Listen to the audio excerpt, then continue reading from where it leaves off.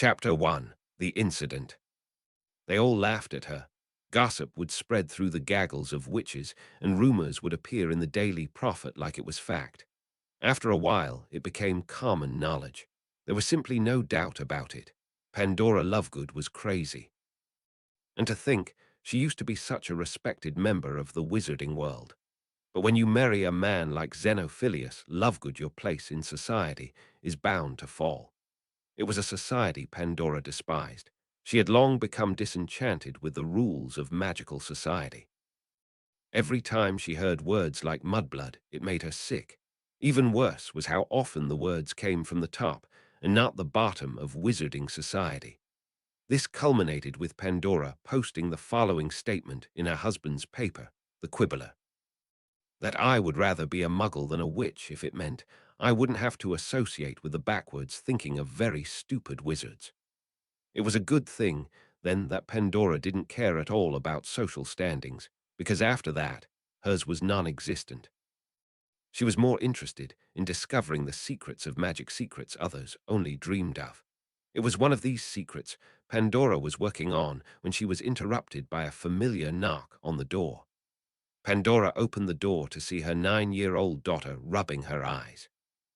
"Mom, it's 1:30 in the morning. I'm trying to sleep," Luna whined, as she always did when her mother worked into the night. Pandora's work was usually quite loud and occasionally explosive, making sleep impossible. "Luna, sweetie, shut the door behind you or the Nargles will get out."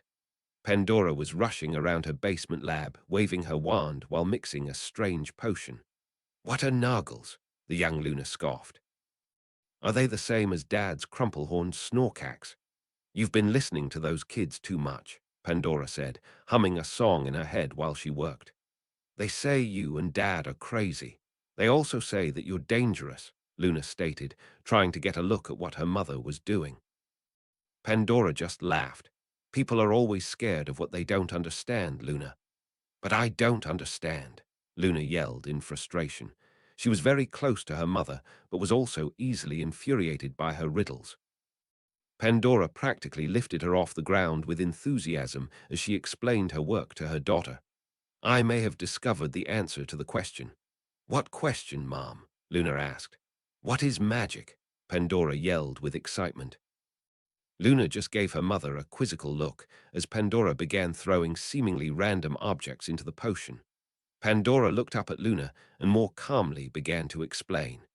"Well, what is magic?" "I mean, we all know it's a power that allows us to do extraordinary things, but what, in its most pure essence, is magic? How does it do the things it does? How do some have the ability to wield it while others can't, like muggles or squibs?" Luna added as Pandora looked off, away in thought. "Yes, like squibs. Well, I believe the Nargles hold the answer. Now, if I am correct, the Nargles are a very rare form of fairy. I believe that they hold more magic than any other being known to wizard kind. If I could harness even a fraction of a Nargle's power, the possibilities could change the world. We could send humanity into a new stage of peace and prosperity." Pandora finished majestically before returning to her work. Luna just looked confused and worried. "Have you ever even seen a Nargle?" Luna asked. "Nope," Pandora answered, giggling with excitement. "Then how do you know they exist?" Luna inquired further. "I don't," Pandora laughed before realizing she lost her wand in her excitement and began to look for it. Luna stared at her mother in silence before finally saying, "The kids are right. You have lost your mind." Pandora just smiled and kissed her daughter on her forehead. "Maybe you're right, dear, but the things we lose have a way of coming back to us in the end, if not always in the way we expect," Pandora said lovingly before laughing, as she found her wand on top of her own glasses. "First, I drink this potion, which will hopefully give me the ability to see the Nargles," she said, as she drank the potion, then raised her wand. "Now if I see one, I'll harness the power from the Nargles. Imaginatio potestatum." Luna wasn't sure how she ended up on the floor. There was ringing in her ears that drowned out the bedlam surrounding her. As her vision began to clear, she saw that the lab was completely destroyed. The room was being consumed by fire while vials of potions were pouring onto the floor, causing explosions. Then Luna saw her mother, lying on the ground. Luna ran to help her up, but she would not move. Only then did she see her mother's face and stared into the lifeless eyes that would never see her daughter again. Chapter 2. A Most Unusual Student. 8 years later, absolutely not. Harry yelled at the minister before calming down. Sorry, sir, but it's just not going to happen. The minister smiled. I thought that was the career you've been working towards, becoming an aura. Harry just laughed. That was before the war. Frankly, I feel I have enough brushes with death for one life. The minister laughed as well. Dear boy, if you think you have seen the last of those brushes with death, then you're in for a surprise. You still have a mark on your head, even with the fall of Voldemort and his Death Eaters. True, and that is why I wish to avoid those brushes as much as possible. Joining the auras is a great way of getting killed, Harry replied sternly, making his point known. It was the middle of August. It had only been 3.5 months since Harry Potter had killed Voldemort. Since then, he had been staying with the Weasleys at the Burrow. It had been a very long and trying life for Harry, so he planned on using this summer to do absolutely nothing. It was relaxing, it was peaceful, but most of all it was very boring. So he had been thrilled when Minister Kingsley arrived by Floo powder to discuss his future with him, but Harry just really didn't want to be an Auror anymore. Harry, whether you like it or not, you are no ordinary wizard, and once again you find yourself in an unusual position, the minister droned with his deep voice. You have no need to go to Hogwarts as a student other than to learn. If you wished you could have any job in the wizarding world, qualified or not. I'm not surprised you have lost your enthusiasm for becoming an Auror, hence my true purpose here. There was another burst of green flame, and out from the fireplace emerged a familiar figure. Professor McGonagall, it's great to see you, Harry said, shaking her hand. It's headmistress now, Potter, she said sternly, with a hint of a smile in the corner of her lips. She took a seat by the fire and looked up at Harry. I had a feeling I would be offering you this position one day, she said, in a more formal, official tone. But I never believed you would be so young. However, with your past experience with Dumbledore's army, your real-life experience, and the fact that absolutely no one else will take the job, I officially request that you would join the Hogwarts staff as the new defense against the dark arts professor. Harry was in a stunned silence. He had not expected this and had no idea what he should say or do. But I never even finished my newts, Harry stuttered. I never even finished school. I'm only 18. Yes, you are only 18, said McGonagall. And in those 18 years, you have accomplished things great wizards have only dreamed of. Not to mention that, judging from the progress of the students in Dumbledore's army, you are already the best Dada teacher Hogwarts has seen in years. You are beyond qualified, so do you accept the position? Harry thought about it, and he remembered how reluctant he had been to lead. He also remembered the thrill of teaching the members and watching them grow into fully fledged practitioners of defensive magic. I don't know, Harry muttered, more to himself. Potter, what would Miss Granger say if she found out you turned this down? McGonagall asked with a rare smile. Harry laughed. Probably hex me to next week. Okay, I accept. Harry shook McGonagall's hand, feeling excited already. He had not planned on returning to Hogwarts, but was certain then and there he was going back home. Now that is settled, I'm afraid I must leave you. After all, it's busy being the minister, Kingsley announced, before disappearing into the fireplace. McGonagall spoke again. Now that you have taken the job, there is much to discuss. Rules, guidelines, schedules, and the curriculum. However, there's another matter I must first speak to you about. There was another burst of green fire, and out came the tiny head of Ravenclaw House. Professor Flitwick, Harry said, surprised, but the wizard shook his head. You can call me Phileas if you like, Harry, as you are now a professor of Hogwarts, he said with his high-pitched voice. Every year when a new staff member joins the sacred walls of Hogwarts, the headmaster, or headmistress as in this case, and I meet with them to discuss a most unusual student of mine." "Unusual? Who do you mean?" Harry asked curiously. Flitwick just smiled. "Harry, can you not think of a Ravenclaw student who could be classified as unusual?" Of course Harry could. He had known her for 3 years now. "Luna," Flitwick just nodded. "I think you could be a great help to her. If I am not mistaken, you were the first classmate she ever told about her mother." Harry saw pain in Flitwick's eyes as they looked back at an old memory. "Her name was Pandora, and she was the brightest witch I have ever taught. She would have even given Miss Granger a run for her money. She was always the first hand raised in class, but when it came to using the actual spells, she struggled to cast the simplest of charms. We believed her to be a borderline squib. Then she just started to invent her own spells." Harry gaped at the small man. Luna had told him her mother loved to experiment with spells, but to frequently invent new ones.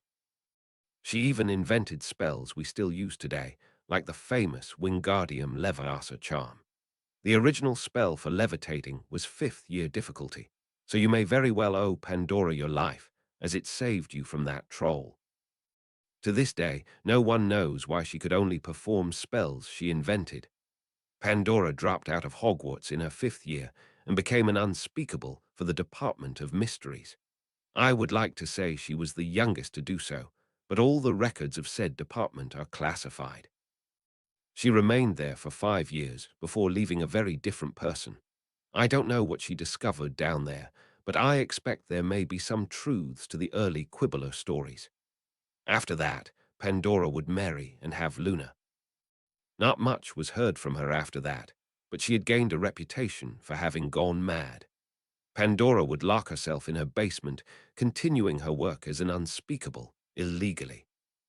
One day her experiment went bad and blew up the basement, killing her in front of poor Luna. Flitwick wiped away a tear before he continued. Luna was always an unordinary child. She clearly had inherited her mother's intelligence, but after her mother's death she changed. She became more like Luna, Harry finished. Flitwick just nodded. "What I'm to tell you now must not leave this room unless you are speaking directly to another staff member at Hogwarts. Do not speak of this to anyone else, not even your closest friends. It is possible that Luna's behavior is the result of emotional trauma. It is also possible that she is just being herself. There is also a theory that she suffers from the effects of the spell that killed her mother. I feel it is a little of all three. She has had frequent visits to St. Mungo's Hospital, but they were never able to prove either theory as truth. Something happened that night. I can't go into details, but suffice to say, Luna was given a gift. We are still trying to figure out the ramifications, but it is safe to say that it changed her." Harry looked over to McGonagall, who simply shrugged and spoke. "Phileas used to be an unspeakable himself. He is sworn to secrecy. However, I do trust his judgment on what I can and can't know." "Luna's first few years at Hogwarts were eventful," Professor Flitwick continued. "She was often picked on, and still is to this day. She has remained, for the most part, indifferent to this, but there was one subject that kids love to use: her late mother's suspect sanity. It became a twisted game they called setting off the loony." Harry's face grew dark at this. He had a feeling he knew which students participated in this game.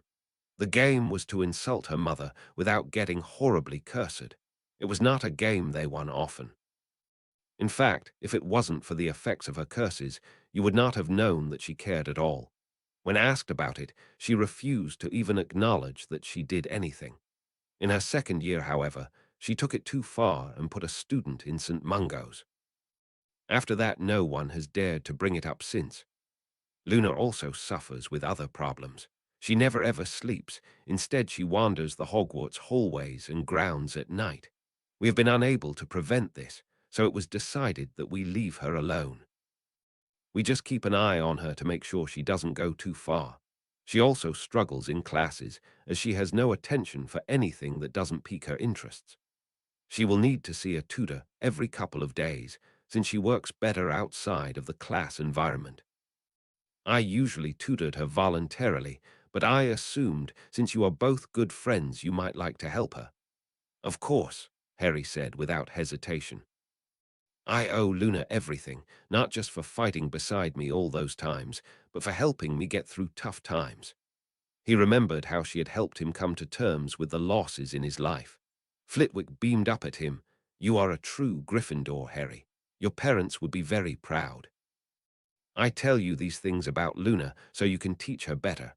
I tell you these things so you can protect her from other students, as well as from herself. But most importantly, McGonagall spoke with a voice full of pride. We tell you these things because, as professors of Hogwarts, we must learn how to help all our students in need, even if we may not understand how. As her words sunk in, Harry felt his own sense of pride kicking in. He was one of them now, a Hogwarts professor. He knew at that moment he made the right decision. However, he did not know just how vastly his life would change forever all, thanks to a most unusual student. Chapter 3. The Individual. Harry couldn't wait to tell Ron and Hermione the news. As soon as Flitwick and McGonagall left, he ran up the crooked stairs as fast as he could. Their meeting had continued for hours, as McGonagall told him everything he needed to know. The day had long turned to night, and Harry was just relieved when they finally left. He was about to open the door to Ron's room before he stopped and thought better of it. A light bulb went off in his head, and he put his wand to his throat, knocking on the door as his voice changed into the Weasley matriarch's. Ronald Weasley. If you are doing what I think you are, I swear to Merlin, I will castrate you. Harry waited 3 seconds before opening the door to very startled, if not very pale, Ron and Hermione. Noticing who it was Harry caused Ron to burst out laughing as he punched Harry in the arm. Hermione just gave him a scowl but couldn't hide the smile creeping from her lips. Never do that again. You gave me a bloody heart attack, Ron gasped, trying to get his breath back. Well, I'm not just going to barge in, Harry joked. Who knows what goes on in here while I'm gone? You're both impossible, Hermione scolded, causing Harry's face to turn into a playful smirk. In that case, I won't tell you guys the big news, he said as he turned to the door, knowing he wouldn't make it out of the room. News? What is it? I'm sorry, Harry. Please tell me, Hermione said way too fast, causing Ron to chuckle. I've decided to join you guys at Hogwarts after all, Harry said, taking out the document McGonagall had him sign. Hermione snatched it from him and read it out loud. By signing this magical document, you are accepting the position of Hogwarts Defense against the Dark Arts teacher. Hermione practically shouted the last part in excitement. You're kidding, Ron gasped in amazement. That's bloody awesome. Harry, I'm so proud of you, Hermione yelled, hugging Harry. This is great, Ron said. You can give me good grades, and I don't have to study. I'm joking, Hermione, only joking. Harry laughed, questioning if Ron was really joking. Suddenly, Ginny burst into the room with a bemused expression on her face. Luna is here to see Harry about something. She's on the roof of the house, Ginny said, rolling her eyes. Why does Luna want to see Harry? Ron asked. Does this have to do with you being a teacher now and Luna being a loony? Ow, why'd you kick me, Hermione? You still going to call her a loony? After everything we've been through together, Hermione scolded. Don't be like that. Luna's a great friend, but she's still loony-ow. Stop that. Harry left Ron and Hermione to their bickering. Ever since they had become a couple, they had been fighting even more than they did before. Harry was worried at first, but began to realize that fighting was just what they liked to do, whether they knew it or not. It made sense in a way. Ron grew up with 5 other brothers and a sister, while Hermione always had a need to be proven right. Harry apparated to the roof of the burrow and nearly fell off right away. It was incredibly slanted and jagged. Once he regained his balance, he looked up and saw her. Luna Lovegood was sitting on the edge of the chimney staring up at the sky. She was swaying with her typical dreamy look on her face. You should sit up here, Harry. The roof is slanted. You could break your neck. Luna hummed, not taking her eyes off the sky. Harry apparated up to the chimney sitting beside her. He was suddenly aware that she was dangerously close to swaying too hard and falling into the chimney. Hi, Luna, Harry greeted. I didn't know you could apparate. I can, but I choose not to, as it is very uncomfortable. I climbed up here. Luna looked down from the sky for the first time. I meant to talk to you about something, but I saw the moon, and I always like to see the moon. What did you want to talk to me about, Luna? Harry was now holding a hand out ready to catch her should she fall into the chimney. Mr. Flitwick told me you were going to be my new tutor. I wanted to thank you. People tend to avoid me, but Flitwick said you didn't even hesitate. Why did you accept? Luna murmured, looking back at the moon. You're my friend, Luna, and I always want to help my friends, Harry said seriously. I remember how you helped me through my grieving of Sirius. I was in a really bad place, and you helped me through it. You helped me through a lot of tough times. I will never forget that, Luna. You were the only person to ever help me find my stuff whenever Noggles hid them. That took time and effort. I just said a couple of words. Luna then looked at Harry for the first time. You really want to be my friend. You must be a strange person to want to be my friend. No one really wants to be my friend. Most people try and avoid me. Even people from the DA, they say I make them uncomfortable. You say that I do the opposite, that I comfort you in hard times. I guess that makes you strange, but being who you are, I suppose you ought to be. Luna sighed into the moon. We are both individuals, you know. Luna said, her voice sounded the slightest bit more focused than before. What do you mean? Harry asked curiously. I'm different. I get told that every day. You're different. You're told that every day. Luna sung in a weird melody that didn't seem connected. To be different makes you an individual. It can be very liberating, but it can also be quite lonely. My mother once told me, the individual stands alone. Be proud to be an individual, but be prepared to be alone, Luna quoted. I'm sorry, Harry said. He had never realized how hard it was to be Luna. It's okay, you helped me too, Harry. You taught me that individuals like ourselves should stand together. Luna spoke, and for a moment Harry, though he saw a faint smile on her face. Luna then flung herself backwards into the chimney. Only Harry's already outstretched arm prevented her from falling in. Harry helped her up with a shocked expression on his face, but before he could say anything to her, Luna continued. It's always nice to know someone is there to catch you if you fall, Luna hummed. Even if they don't need it. Harry should have seen it coming. Luna threw herself back into the chimney, and this time Harry didn't catch her. Like she said, it did not matter, for her legs were now holding her to the chimney. Luna then started to whistle a melody into the echoing darkness. Great reverb down here, Harry, Luna whistled as Harry again helped her up. He was seeing Luna in a new light after the information he had been told by Flitwick. Luna had always seemed weird but content and happy, but now he saw something more. He saw a girl who in some shape or form needed help. Not because of her eccentricities, but in a way far deeper. He didn't know what it was or how, yet he was going to help make Luna happy. We should stick together because we are friends. That is the only reason that matters, Harry said, taking her hand. Luna nodded, looking back up at the moon. I think this year at Hogwarts is going to be very interesting. Neither of them knew just how right she was. Chapter 4. A True Friend. Harry couldn't sleep. It had been a problem that had cursed Harry for many years, but since the defeat of Voldemort, he slept like a baby. Except for tonight. He supposed it was only natural since it had been an eventful day, and he did just become the new Dada teacher. That was a perfect excuse for insomnia, but Harry knew that wasn't the cause. His mind kept drifting back to Luna.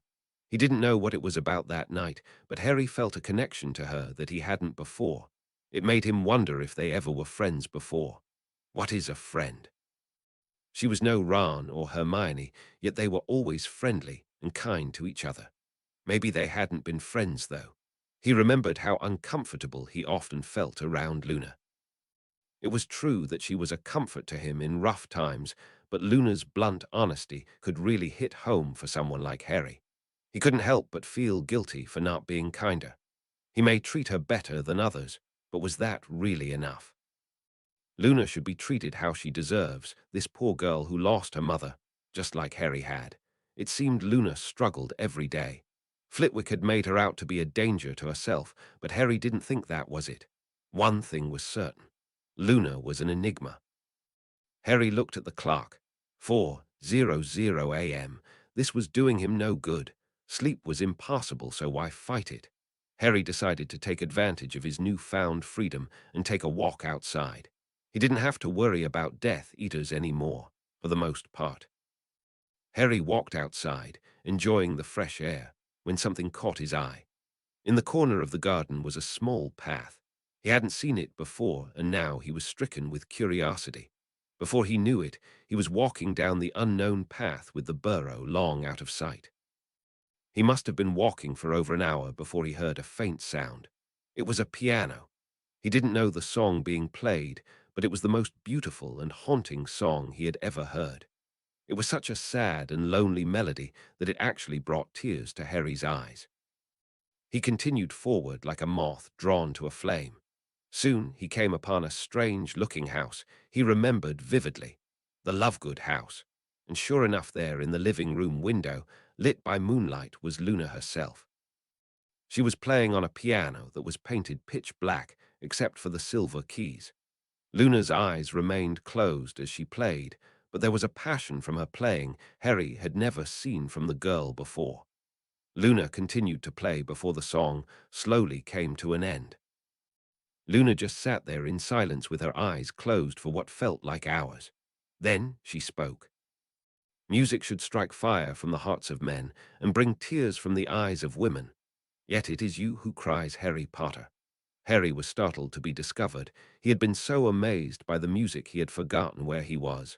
Sorry, I was just walking and I heard music. Don't apologize, Harry. It's nice to have an audience, and I've never played in front of someone before except my parents, Luna said as she climbed out of the window and lowered herself onto the grass, landing perfectly on her bare feet. Did you like it? It was brilliant, Harry said immediately, and for a second Harry thought he saw Luna blush. You were brilliant, Luna. I never knew you could play. My mother taught me when I was 5, and I kept playing ever since. She would say that music is the most powerful form of magic.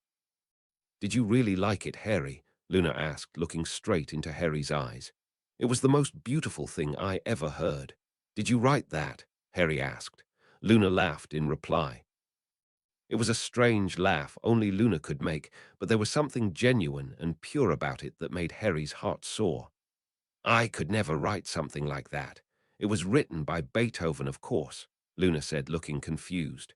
You never heard of him? I thought you grew up with muggles. They never bothered to let me listen to music. Hell, for the first 10 years with them, they barely even let me out the clothes. Harry paused, realizing he had said too much. Now he knew how Hagrid felt. Luna seemed to piece it together. They locked you up in a closet. Why would they do something like that? Harry sighed in defeat. They hated me. They hated that I was a wizard. They drove me across the country to try and escape those Hogwarts letters.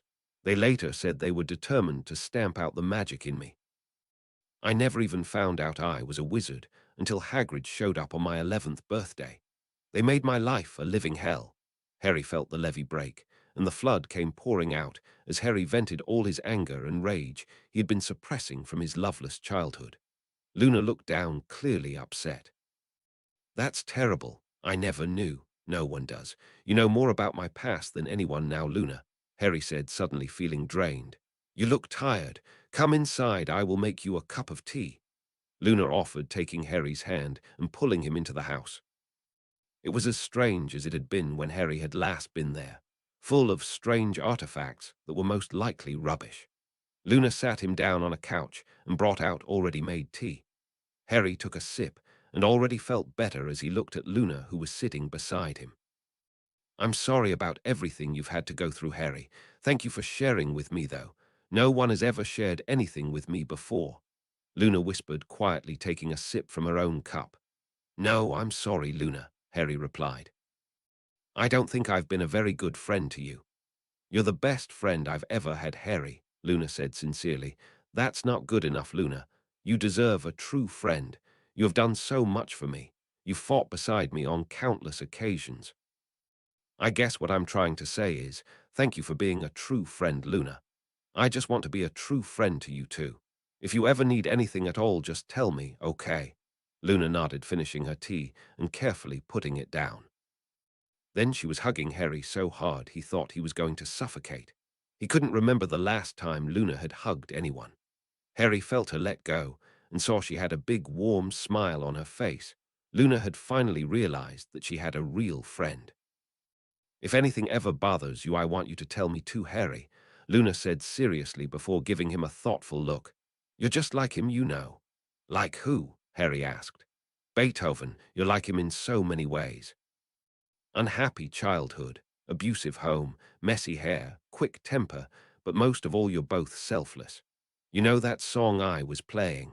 He wrote that when he first began to realize he was losing his hearing. In a couple of years he had gone completely deaf, and he lost the only thing in his life that made him happy. Luna hummed sadly. That's horrible, Harry whispered. The idea was just heartbreaking, but then he saw Luna smile. You know what he did, Harry? He kept writing music even though he couldn't hear it. He knew music so well he could still write the greatest music known to mankind and never heard it.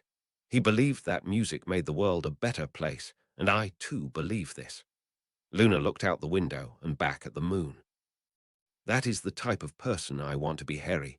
Someone who can make the world a better place no matter what. Just like my mom, just like you, Harry. Luna looked back to him and patted his head. She then got up and returned to the piano. She began to play the same sad song while Harry listened in deep thought. With a clean conscience, he felt his eyes close, and he succumbed to sleep. Chapter 5. Crazy Train. Harry didn't see much of Luna after that, or anyone really. The next 3 weeks had gone by relatively quickly, and Harry spent the whole time moving to Hogwarts and preparing for the new school year.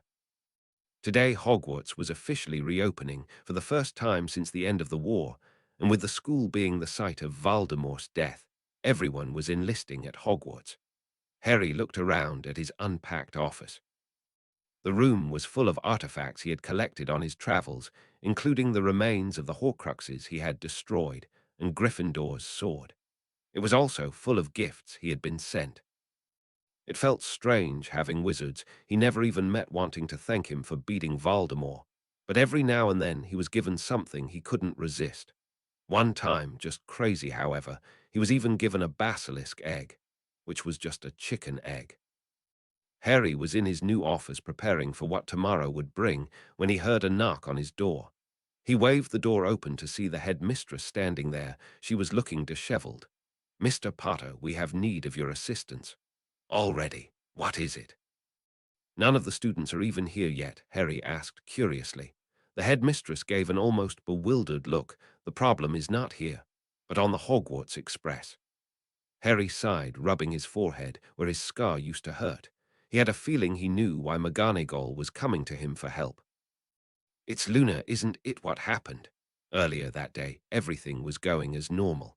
Of course, things were never normal for the dreamy girl at the back of the train.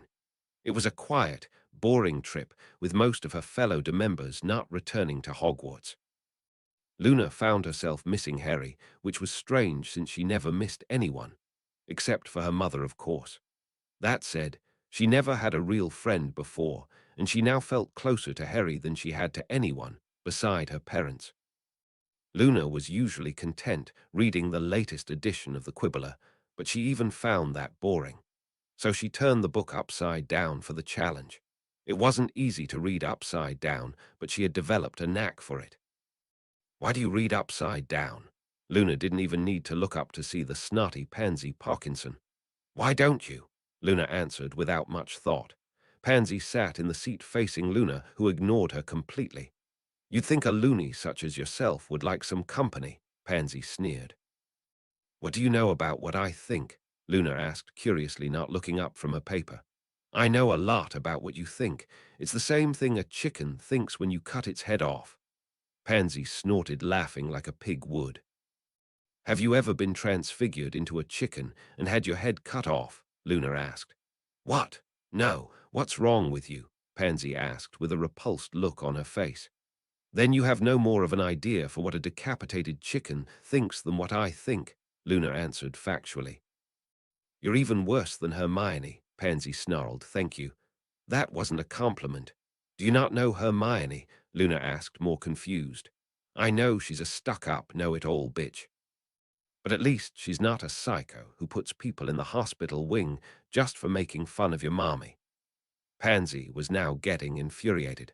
She had come here to pick on Luna, but it felt like she was the one being made to look foolish. Luna, who had not taken her eyes off the quibbler the whole time, looked up at Pansy thoughtfully. I never meant to hurt anyone. I don't know what happened to those kids. I just want to help people. That's funny, since you put my friend Millicent Bulstrode in St. Mungo's for a month in our second year, Pansy hissed. I still feel bad about that. I visited St. Mungo's and it's not that bad. It's not the worst thing that could have happened, Luna thought out loud. Then what is the worst thing that could have happened? Pansy practically shouted. Well, I could have killed her, Luna replied, off in thought, oblivious to the fact that her reply had sent Pansy reaching for her wand.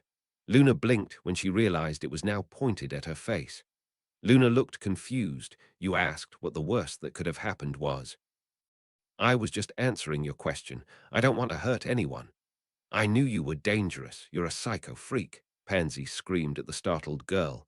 Luna was now feeling threatened and found herself speaking more seriously. Please put away your wand. Luna blinked, and Pansy's wand was gone. How? How are you doing that? Pansy asked in amazement. I don't know. It must be the Noggles, Luna mused. Pansy's wand was floating above their heads. As Luna moved her eyes, the wand seemed to follow. Other students were now coming into the compartment to see Luna's amazing wandless magic. Luna noticed them and blinked again, causing the wand to fall to the floor. How did you do that? So weird. That was amazing. Loony, that one, I'm telling you. Luna found herself being pushed to the back as students forced their way in the compartment and barraged her with questions. Luna felt herself getting crushed and blinked her eyes again. The students were suddenly forced back in a moment that stunned Luna as much as anyone. However, she decided to take advantage of this opportunity and make her escape. Harry walked out of the furnace of the train, followed by McGonagall.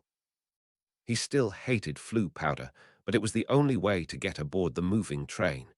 McGonagall led him into the empty room normally reserved for the prefects. I'm sorry to call you here. I know you are very busy getting ready for your first class tomorrow, but no one else can get through to her, McGonagall explained as she rubbed her eyes. What did she do? Harry asked, worried. I have gotten so many different stories from the students, I don't know what the truth is. The stories range from her setting off fireworks to running naked through the halls. Whatever she did led to some pandemonium among the other students. They are all acting like they have gone mad. It's not surprising that she decided to escape from them. Where is she? Harry asked, seeing the look in McGonagall's eyes. She climbed out a window and... The headmistress said no more and just looked up at the ceiling. We can't get her back down. Harry was levitated onto the roof of the train where he saw Luna in the distance. To his horror, she was doing cartwheels and back flips. Of course she is, Harry thought, frustrated of all the places to do back flips.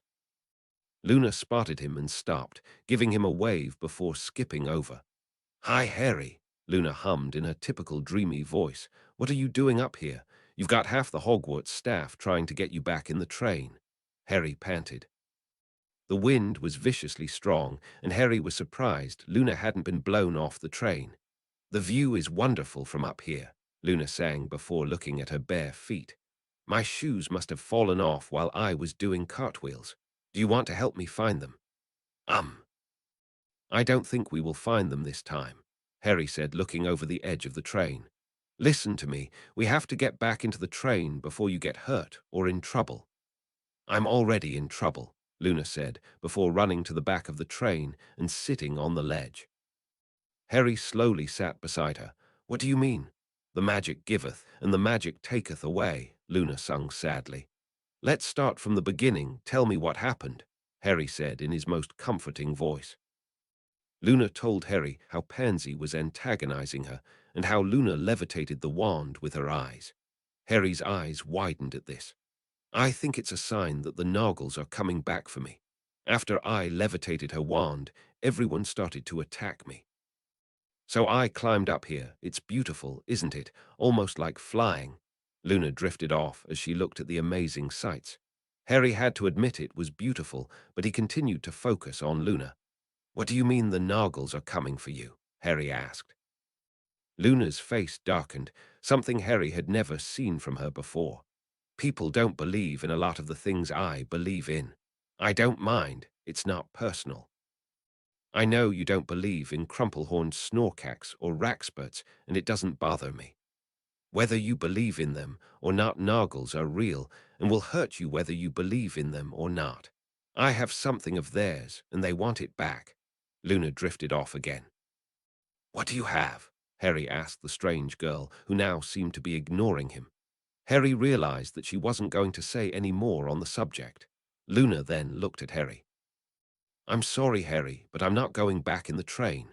Something about the way Luna had phrased this statement gave Harry an idea.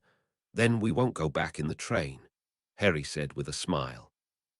How about we apparate to the Three Broomsticks and get some butter beer while we wait for the train?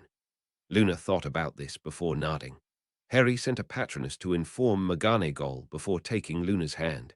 He saw she looked nervous, and a thought occurred. Have you ever apparated with anyone before? Harry asked, and Luna shook her head. Harry squeezed her hand tighter. Well, it's not pleasant, but it only lasts a second. Hold on tight and try not to throw up.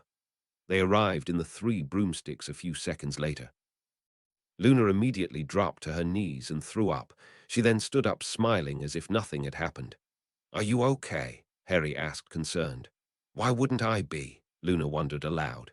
It's in the past, and I'm never doing it again. So I have nothing to worry about.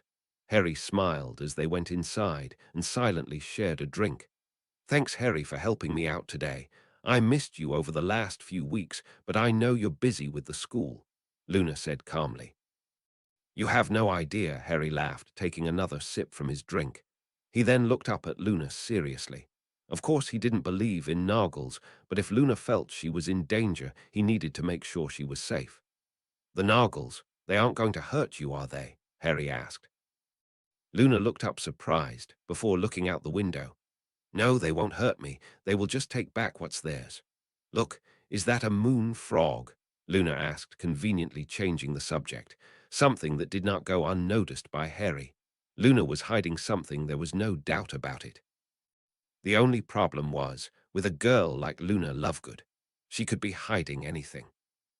Chapter 6. The Head Boy. Gryffindor. The sorting ceremony went by smoothly, with the exception that instead of the new students staring at Dumbledore, they were staring at the young man sitting at the corner of the staff table. Harry gave a wave when Ron and Hermione came into the great hall with the rest of the students, and they smiled back, waving.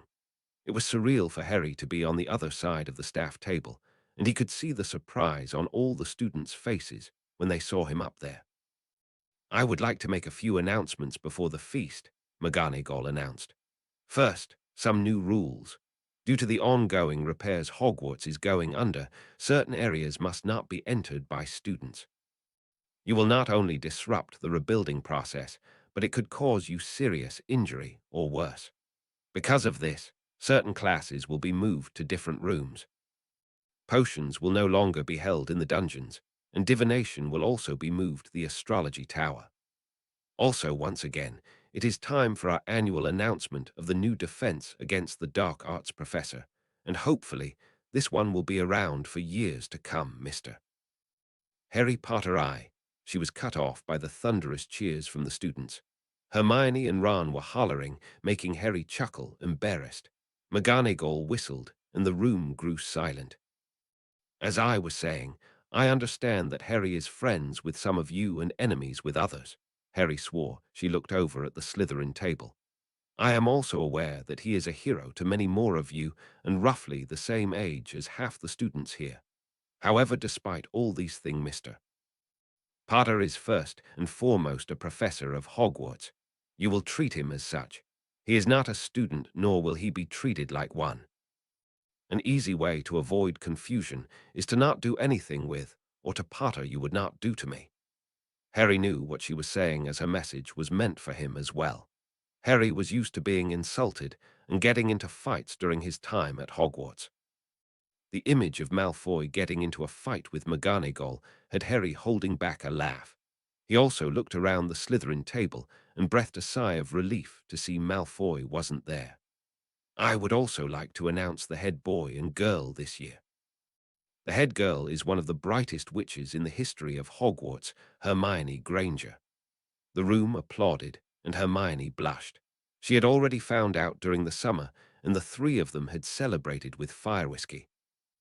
The head boy has shown himself to be one of the most talented and bravest wizards we have ever seen at Hogwarts, Michael Corner. The room applauded for the Ravenclaw who, to Harry's surprise, had a look of loathing in his eyes. In fact, he was glaring daggers at the Gryffindor table. Now let the feast begin, McGonagall announced, and everyone was elbows deep in food. McGonagall walked over to where Harry was sitting. You are a professor now, and you must behave and act like one. However, there is no actual rule stating that you have to sit with us teachers, she winked as she walked away. Ron and Hermione were thrilled when Harry suddenly joined them across the Gryffindor table. So you're allowed to sit with us students now, Mr. Potter, Ron teased as Harry took a seat. Most teachers don't like to get too chummy with their students since they are supposed to be authority figures. But I think that ship has sailed for me, Harry explained as he started to eat. Hermione spoke quietly so only Harry and Ron could hear. Harry, where is Luna? I heard something happened with her on the train. Ron and I spent the whole train ride trying to calm the students with the other prefects. Harry looked around so none of the other students could hear them and leaned in. I can't tell you exactly what Luna did to get the students riled up, but Luna climbed on top of the train to escape the other students. They swarmed her like a mob, and I think she is a little freaked out right now. So she currently is enjoying the feast from the comfort of my office. McGonagall wanted me here for the feast, so I'm having Creature watch over her while I'm gone. She climbed on the roof of the train. Bloody hell, Luna's always been a little nuts, but she seems to have finally gone over the deep end, Ron said with his mouth full of chicken. As if to confirm Ron's statement, Creature appeared behind Harry. Creature has come to inform Master Potter that the loony girl is using her food to paint pictures on your office wall. Harry sighed. Just make sure she doesn't damage anything, and I can clean it up later. It only takes a couple spells. Please don't call her loony, Creature. She told me I could master, but if that is your wish. With a crack, the elf was gone. Yes, definitely off the deep end. Ron laughed before stuffing more food into his mouth. Harry couldn't help but wonder if he might be right. Hermione glared at Harry. Do you really have to own a house elf, Harry's? Why is he staring at you, Hermione? Ron suddenly interrupted. Harry turned to see Michael Corner's cold eyes glaring at Hermione. What's his problem with you, Hermione? Harry asked. I honestly don't know, Hermione whispered, surprised. I mean, we've never been friends, but we were both in D together, and he was even part of the second D last year. Harry decided at that moment to keep an eye on the new head boy. Luna has always had quirks, but they have been relatively easy to manage for the most part, if they needed any managing at all. Today, however, she has already proved to be harder to manage than when she was hexing people. McGonagall stated during Harry's first staff meeting later that night. Harry has also told me what she did to cause the students to go into an uproar, and Miss Parkinson has confirmed it. Luna levitated Miss Parkinson's wand without using her wand, just her eyes. The entire staff started gasping, muttering, and blurting out statements. I've been saying for years she's gifted. Gifted. She's dangerous. She should be locked up in St. Mungo's hospital. How the hell does one do that? Get her in here right now. We've got to find out how she did it. The loony won't answer our questions. She'll just hum and speak of moon frogs. Then we'll make her do it again. Harry grimaced. If this news had caused such commotion with the teachers, then students must have gone ballistic. Thinking about it made him feel sick. If the students acted half as crazy as you are all acting now, then no wonder Luna climbed to the roof. I know I would have. The teachers were frozen in silence. They had expected to be silenced by McGonagall, not Harry Potter. You do realize this is a person we are talking about. A student of Hogwarts, not an experiment. I know Luna is weird and quirky, but should she really be blamed for her actions today? You make me want to climb to the roof as we speak. Many of the teachers looked down in shame, and Harry felt the same himself for even doubting Luna's sanity earlier. I think the only concern right now should be on her wand, less magic. I don't know as much about magic as the rest of you, but I think it's safe to assume that what Luna did was very rare. That is a huge understatement, Professor Slughorn said. In fact, with the exception of accidental magic, it has never been done. What's more curious is that she had control over her magic, so intentional or not, it was no accident. I find it more curious that this feat was pulled by Pandora's daughter, said Professor Flitwick. Harry then remembered something. I think it's a sign the Nargles are coming back for me. I have something of theirs and they want it back. Those were the exact words Luna told me. She seemed almost afraid of them, saying she flat out wouldn't go back in the train. Flitwick sighed. Nargles were what Pandora was studying when she died. Harry stared at the small wizard. Do you know what she was talking about? Do you know what she supposedly has of the Nargles? Flitwick rubbed the bridge of his nose between his eyes. The events of that day are largely confidential. Only unspeakables know of it. Even retired, I have to keep their secrets, Harry. Luna knows more about it than she will let on. Even if I could tell you, I would prefer it to come from her. And only when she is ready. McGonagall spoke. I think that we should approach this slowly and with caution. Unless Luna's miraculous feat proves to be a fluke, she has powers that we are unable to comprehend. She must learn to control this power, even if she is forbidden to use it while at Hogwarts. I feel it is possible, however, that like her mother before her, Luna may have stumbled on something that could change the very nature of magic. The room grew quiet at this. They seemed more concerned than excited at the possibility for change. Harry remembered the fact that the school was lit by candle light and used quills instead of pens. A thought then occurred to him. Maybe wizards didn't like change. Luna had returned to her dormitories before Harry's meeting had ended, but she found sleep impossible. In fact, she had never slept for a single second in over 8 years. So she decided to read one of her books while humming a song in her head, much to the chagrin of her roommates. Oh, Merlin, she's back. I didn't see her at the sorting ceremony. I thought she was expelled. Why doesn't she use the silencing charm? Shut up, Loony, some of us actually sleep. Luna had no intentions on stopping her humming, but did have the presence of mind to leave the sleeping quarters and go to the main room. She stopped in the common room, however, when she heard whispers from the corner of the room. Ever the curious one, Luna decided to sit behind the couch and eavesdrop. I can't believe it. A mudblood as head girl, it's sickening. This war has turned everyone into a bunch of bloody muggle lovers. I'm with you and all, but I thought you liked mud-bloods. I mean, for pity's sake, you fought for them during the war. Exactly, for pity's sake. Just because a people are inferior doesn't mean you should step on them and wipe them out. That doesn't mean they should be treated as bloody equals. I did not work my ass off for 6 years in Hogwarts and spent another year getting tortured by the Carrows just to be put on equal footing with a fucking mudblood. What can you do about it, Michael? There is no way they're going to demote her before you. She's a bloody hero, a member of the Golden Trio, and a genius. She takes the credit of pureblood wizards. Don't worry, I will think of something. I mean, hell, I will resign under protest if I have to. I don't like the way things have been going, and I feel we need to remind the wizarding world that mud bloods are not our equals. Ow, what just hit me? A book. Someone threw a book at you. Who throws a book, honestly? Michael and his friends looked around the room but found it empty. The culprit had already left the Ravenclaw dormitories and was wandering by the lake, trying to come to terms with a most unusual feeling in her gut. Anger. Harry returned to his office to find Luna had already left. Harry grabbed his Marauder's map and saw Luna was wandering the Hogwarts ground. Harry had been told this was usual behavior for her, and to leave her be as long as she stayed out of trouble. Harry was about to turn in for the day when he noticed the wall had food frozen onto it with a charm. Creature wasn't lying.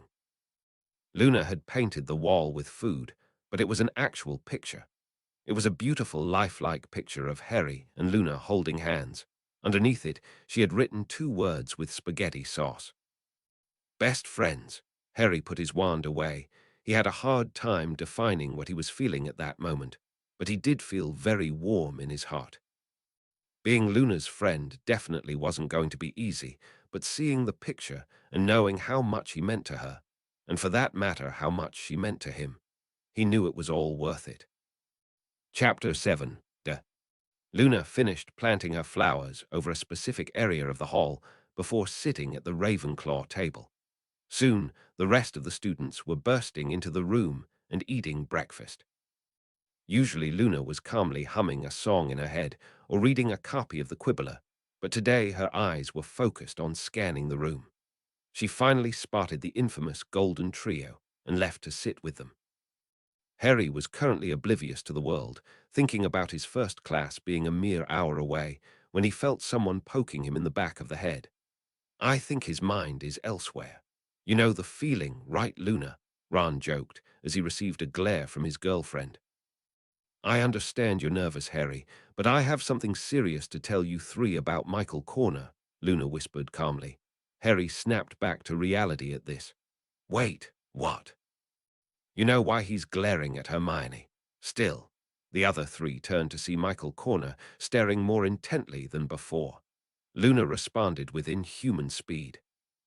Well, he is probably realizing that I'm ratting him out for calling Hermione a mudblood who has no business being head girl since he believes mudbloods are inferior to purebloods. When none of them replied, still trying to grasp all Luna had said, Luna quoted to them the entire conversation. She had heard word for word to make sure they knew where Michael stood. Bastard, I'm going break his. Ron, as much as I would enjoy seeing you break Michael's, anything, you do realize that attacking the head boy is a perfect way to get expelled, Hermione pointed out logically. Judas. Michael Corner was now right at the Gryffindor table seething at Luna. For a muggle hater, I'm surprised you know who Judas is, Michael. Sounds very. Shut up, Loony. All the times I helped you in school during the Carrow's reign, and you choose the side of a mudblood. That's enough, Corner, Harry said, standing up, trying to hide the anger in his voice. He really wished he wasn't a teacher. Luna was already responding to Michael. I saved you as many times as you saved me. Actually, 5 times more than you saved me. I also don't appreciate you insulting muggles and those born of muggles. Yes, we know where you stand with muggles, just like your mother. Extra, extra, muggles rule, wizards suck. Was that the gist of it? Michael marked. Muggles are superior to wizards in every way but magic. You're living proof of it.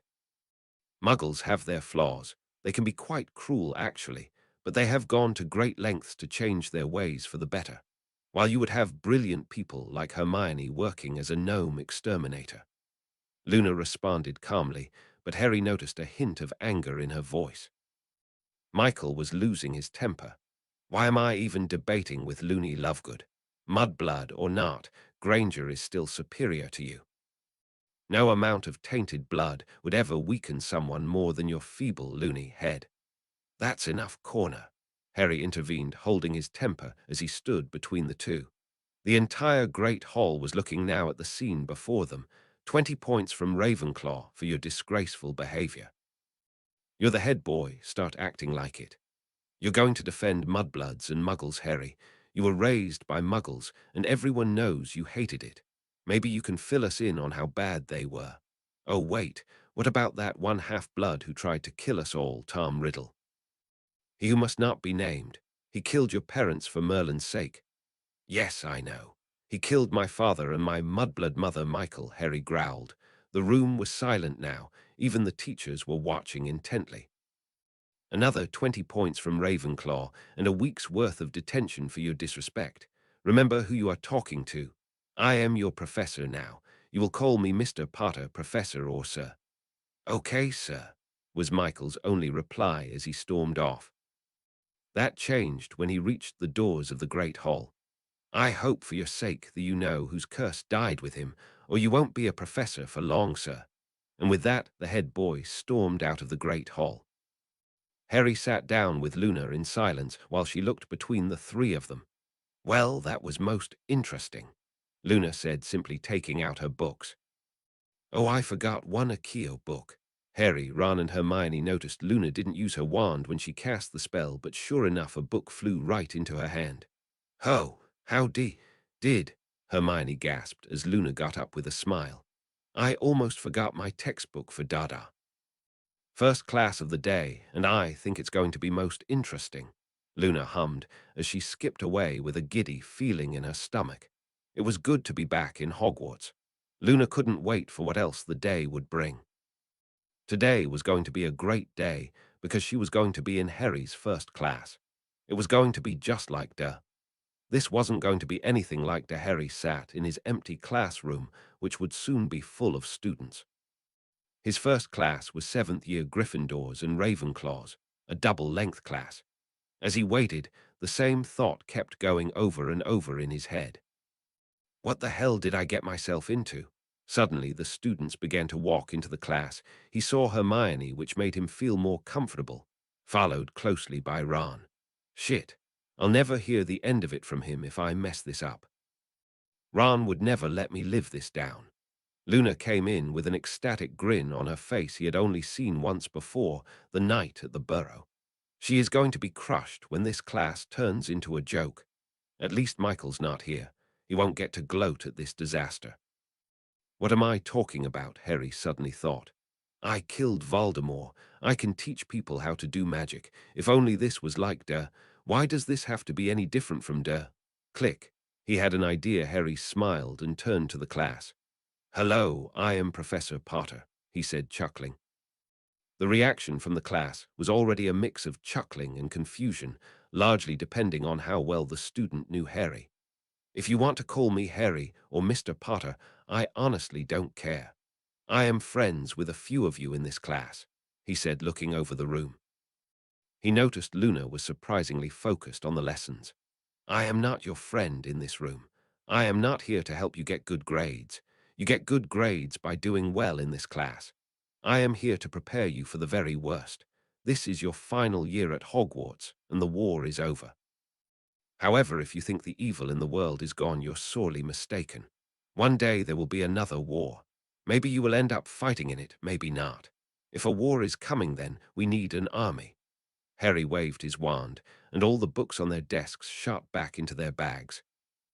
Stand up! Everyone jumped to their feet, startled. Harry waved his wand, and the desks flew into the wall behind him, exploding. Harry waved again, and they appeared repaired and neatly stacked. Harry wasn't sure where this confidence was coming from, but he liked it. Ron had a look on this face that one makes when they realize they're in serious shit. This is not going to be as easy as he thought. Harry then started writing words in the air with his wand. He finished them and turned back to the class. The class was full of smiling, excited students, and were even cheering. Luna had the biggest smile on her face. Her dream had finally come true. Welcome. If you weren't before, you are all now official members of Dumbledore's army. 5 points from Gryffindor for reasons that should be obvious, Harry said as he helped another student with the expeditious spell. Come on, what did I do, Harry? Ron whined. You know exactly what you did. Now, Ron, you work with Dean, and Hermione can work with Padma, Harry ordered as Ron sulked away from a glaring Hermione. The class was going swimmingly. All the students were thrilled to be out of their desks and practicing spells. By the time the class had ended, Harry was certain this would be everyone's favorite class. We did some review today, but now that you've got a good idea of how classes are going to be, the spells will far more difficult. Class dismissed, Harry said with a smile as he noticed Ron was walking quickly out of the class, followed by a very stern Hermione. Harry turned to one particular student before she left. Luna, can you see me in my office?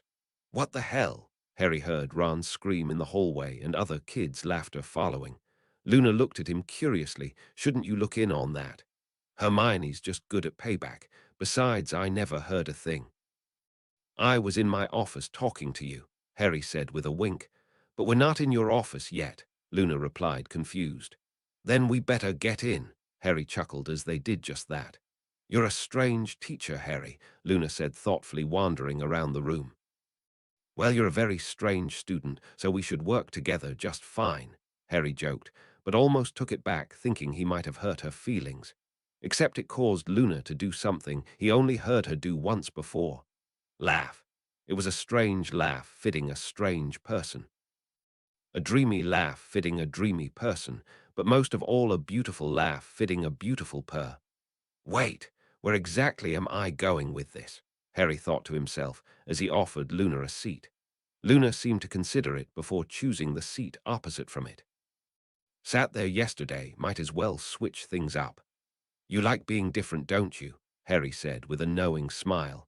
Doing the same thing over and over and expecting a different result, Luna hummed.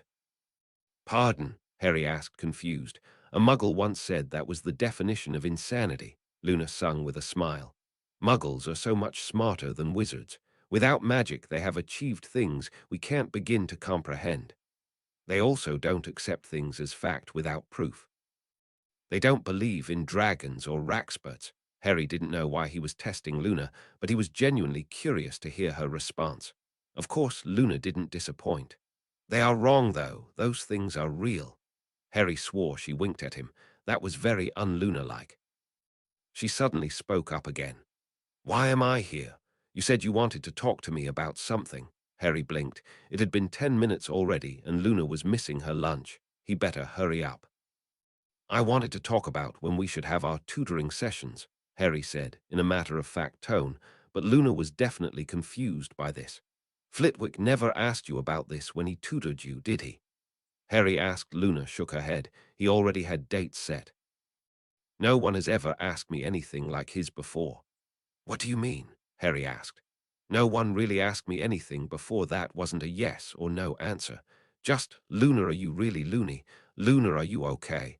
Luna, do you want to go to the dance? Luna said, smiling at the last example. Harry smiled, remembering that strange dance of Slughorn's from 6th year, but then he felt a sudden sadness. No one's really asked you what you want. I wouldn't always have an answer, Luna said, smiling. Harry pushed a calendar towards her and told her to mark the days she wanted to study. What do you want? Luna looked up and opened her mouth but shut it. That's the nicest thing anyone's ever said to me. She then just drifted off into her head again.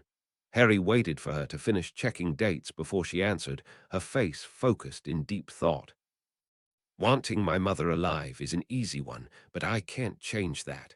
I want to prove Mother right about Nargles. I want to one day finish her work. Oh, I also want to go to the moon like the Muggles. Harry couldn't help but laugh at this, with Luna laughing too. I'm not joking though, Harry. I want to be the first witch or wizard to go to the moon. I know you mean it.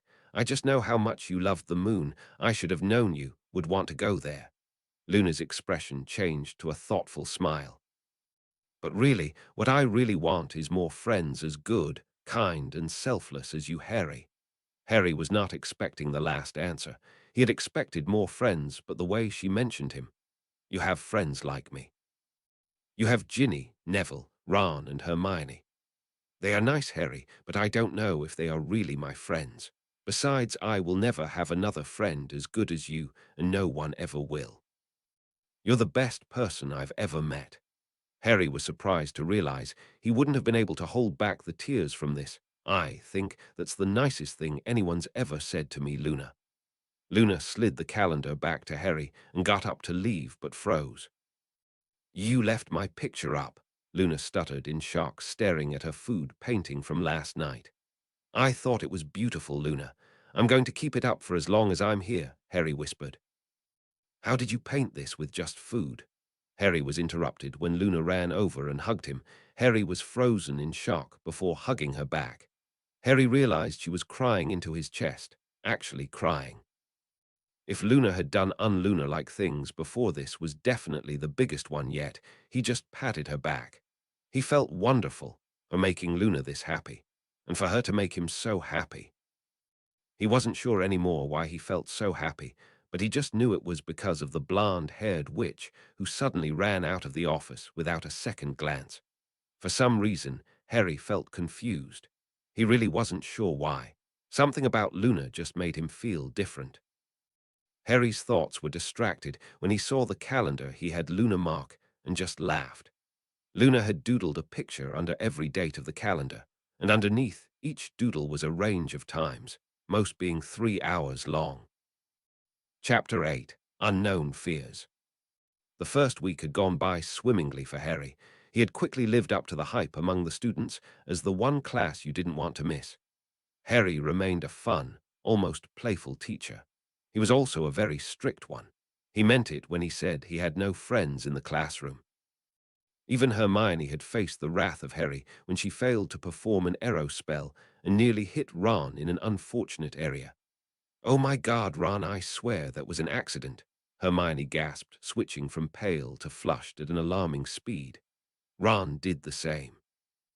"I sure hope it was, but nevertheless, accidents will not be tolerated at the Newt level of defense against the dark arts." Harry spoke to the class as much as Hermione. "We are dealing with very dangerous spells. In fact, tomorrow I will be teaching an incredibly dangerous spell. So dangerous, in fact, I nearly killed someone with it by accident. I didn't know what the spell was for, and I used it in a panic. So what was my punishment? I missed my final Quidditch game and practically bankrupted Gryffindor in the points department.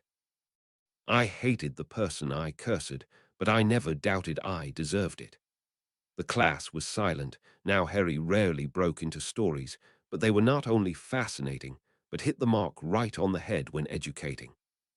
10 points from Gryffindor for accidents, because sorry doesn't mean a thing if your partner is dead. Hermione looked upset, but smiled at Harry. She felt a great deal of pride for him at that moment. Harry seemed to have it against the whole point system. His classroom was the place points came to die, and there was no prejudice. No one was safe, and everyone lost points at some point. Luna Lovegood had not been criticized, lost house points, or even corrected. Some of the more jealous students cried out favoritism, but the rest of the students knew better.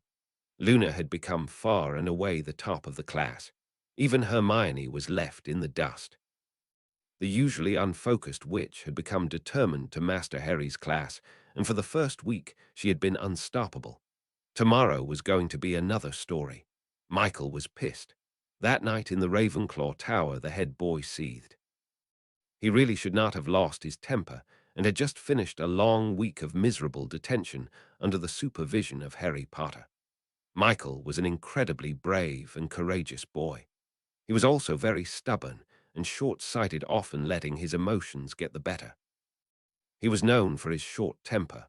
It was common knowledge that Ginny actually broke up with him after he had a complete temper tantrum after she and the Gryffindors had beaten him in Quidditch. He had been certain that somehow they cheated. There was no way he could have lost. He was better than them, and he knew it. He then had started dating Cho Chang, of all people, making him the only person to have dated both of Harry's girlfriends. Was it a coincidence? Not at all.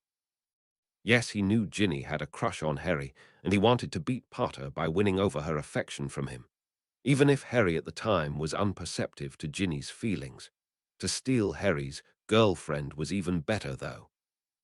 It actually wasn't known that the two had started seeing each other while they were both still dating Ginny and Harry. Not even Ginny ever knew this, though Harry had long stopped caring about the mess of a relationship he had with Cho anyways. Michael's temper would get the better of him again, however, when he started accusing Cho of using him to get over Potter. He was 10 times the wizard he was. Just because Harry had a scar did not make him better than him. Harry had been raised by mudbloods, and was the son of a mudblood, so his blood was far from pure. It all came to a head during the Carrow's reign of Hogwarts, when Michael sold out Cho to the two Death Eaters in secret, after he found out Cho had been keeping clippings from the Quibbler about Harry Potter. This was a punishable offense at the time, and Cho was punished. If this was better known, there was no way he would have been made head boy.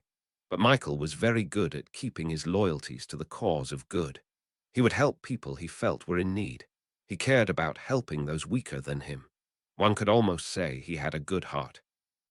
Maybe he did have a good heart, but his brain was tainted by prejudice, ego, and hate. Maybe that heart is what made him fall for the unusual Ravenclaw. She was strange but pretty and friendly with Potter. He knew she had feelings for the scarred wizard, so once again he wanted to steal that affection. Maybe he didn't have much of a heart. After Harry killed Voldemort, Michael considered his dreams of being head boy a lost cause. Saving first years was nothing compared to ending a bloody war. That didn't stop him from getting the head boy letter, and in one perfect moment he knew he was better than Potter. He had been right all along, he was the best. Then he saw Harry at the staff table, and his heart sank like a stone. Runner-up again. Harry's mudblood friend becoming head girl was just another blow to the angry wizard. Then something happened to him that no one had done to him before. Luna blatantly betrayed him. Without hesitation or sympathy, she told Harry and his friends that he was a mudblood hater. His temper tantrum followed, and in one fell swoop that loony girl had destroyed his reputation. That's what she was, loony. She had to be loony in order to choose mudbloods over him, right? There was something off about that girl, and Michael was damn sure he was going to find out. He was sick of losing, and he had no plans on losing to Potter ever again. Then he got an idea. Michael knew exactly who would be able to answer his questions. Michael took out a quill and parchment and began to write. Dear Father, I know you are not allowed to discuss any of your work as an unspeakable, but I need to know any dirt you have on Luna Lovegood. She is a blood traitor and a friend of Potter who is now teaching at this school. I need to find a way to prove to the school not only my superiority, but that of the purebloods over the mudbloods. From your son, Michael Corner. When Harry had pulled out the fabled Sectum Sempra to teach the class, he brought out dummies from the room of requirements to teach them. This spell has never been taught before. In fact, few knew it existed. It was invented by former potions and Dada professor and headmaster Severus Snape. I found it in a book he had written in with the words for enemies written beside it. When he said that, he meant it. This is not to be used except in life or death situations. This curse has been put under the recently made unforgivable curses list. Using the spell in non-life-threatening situations will get you expelled. Using it outside of Hogwarts without good cause gets you Azkaban. The room was silent. No one even breathed. One at a time, we will be using this curse on a dummy. No funny business, Harry ordered his troops, looking at Michael as he said this. Harry used the curse on the dummy, and everyone jumped. If it here used on a person, guts would be all over the floor. No one would be fooling around with this curse any time soon. One at a time, he called each student in alphabetical order. Some students managed the spell fairly easily, while others failed miserably. One nearly cut off his own finger, but a watchful Harry was already prepared to defect any misfired spells. Eventually they reached Luna, who proceeded to raise her arm, and nothing. Luna broke her dreamy stare to look at her wand in confusion. She tried again, nothing. She looked up at Harry with a look of grief on her face. She started to try other spells, and nothing seemed to work. No, no, no. No, no, no. Luna was starting to hyperventilate and threw her wand to the floor. She looked back up at Harry, and then it happened. Luna closed her eyes before she unleashed an inhuman, deafening shriek. The windows shattered, and so did all the dummies. It was as if 100 Sectum Sempras were being used. Everyone in all of Hogwarts were covering their ears until the shriek was replaced by a deafening ringing in their heads. Harry stood there as stunned as the rest of the class, while Luna seemed to be dancing with a smile across her face. Luna, did you mean to do that? Harry spoke as calmly as he could. Luna looked at him, at the students, at the room, and the damage she caused. Sorry, I didn't know what happened. I just tried really hard to do something. I think it worked. Suddenly half the Hogwarts staff burst into the room full of broken glass and shredded dummies. How bad? Harry asked, seeing all their shocked expressions. The headmistress looked bewildered. The entire school has been hit. If it's glass, it's smashed. Classes are cancelled for the rest of the day. Luna, please stay here a moment. Harry spoke. Remember, this is like duh. So if anyone speaks of this to anyone not in this room, I will remove 50 points from their house. Luna's proud smile was replaced by an expression of worry. I didn't mean to hurt anyone. I just wanted to do a spell. Harry spoke. Luna, you might be the most powerful witch or wizard ever to exist, but that means you have to learn to control your power. You could do great things with this power, but without understanding it, you could hurt just as many people. You understand? Luna nodded as she looked around the room. An owl came through the broken window and dropped a letter into McGonagall's hand. Dear Merlin, Hogsmeade was hit too. Every window in the village is shattered. I have never seen anything like this. McGonagall was silenced when she noticed the glass begin to move. Luna had closed her eyes and was slowly raising her hands. The glass shot back into the windows, and other objects, including McGonagall's broken glasses, fused back together.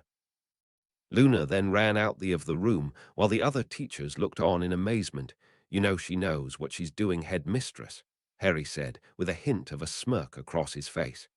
What do you mean, Potter? McGonagall asked, confused. Harry smiled. She broke everything thing made of glass in a 50-mile radius. My glasses remained untouched. Harry left the room as the teachers began to speak. He immediately ran into Hermione. What just happened? Hermione asked. Luna basically destroyed the school.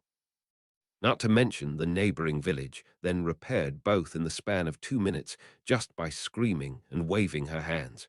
Yet she couldn't perform a single charm with her wand. I saw her trying first-year stuff, and nothing. It was like, Harry paused as he remembered what Flitwick had said about Pandora. Hermione, you're a genius. You have to go talk to someone. Okay, please do me a favor and talk to Luna. I really have to take care of this. Thanks again, Hermione, Harry repeated before he took off, leaving Hermione rooted at the spot. Genius. I didn't even say anything. This is dark magic. She should be expelled and sent to Azkaban. Professor Trelawney, if you're going to make outrageous statements at meetings, you will be excused, McGonagall said, exasperated. Now that we know the true capability of Luna's power, we have to teach her to manage it. No wizard is capable of matching Luna's power, but Potter gets through to her. Helping her manage it is Harry's top priority with her tutoring. Professor Trelawney was not convinced. Is that really wise? The boy, though remarkable, is still practically a child.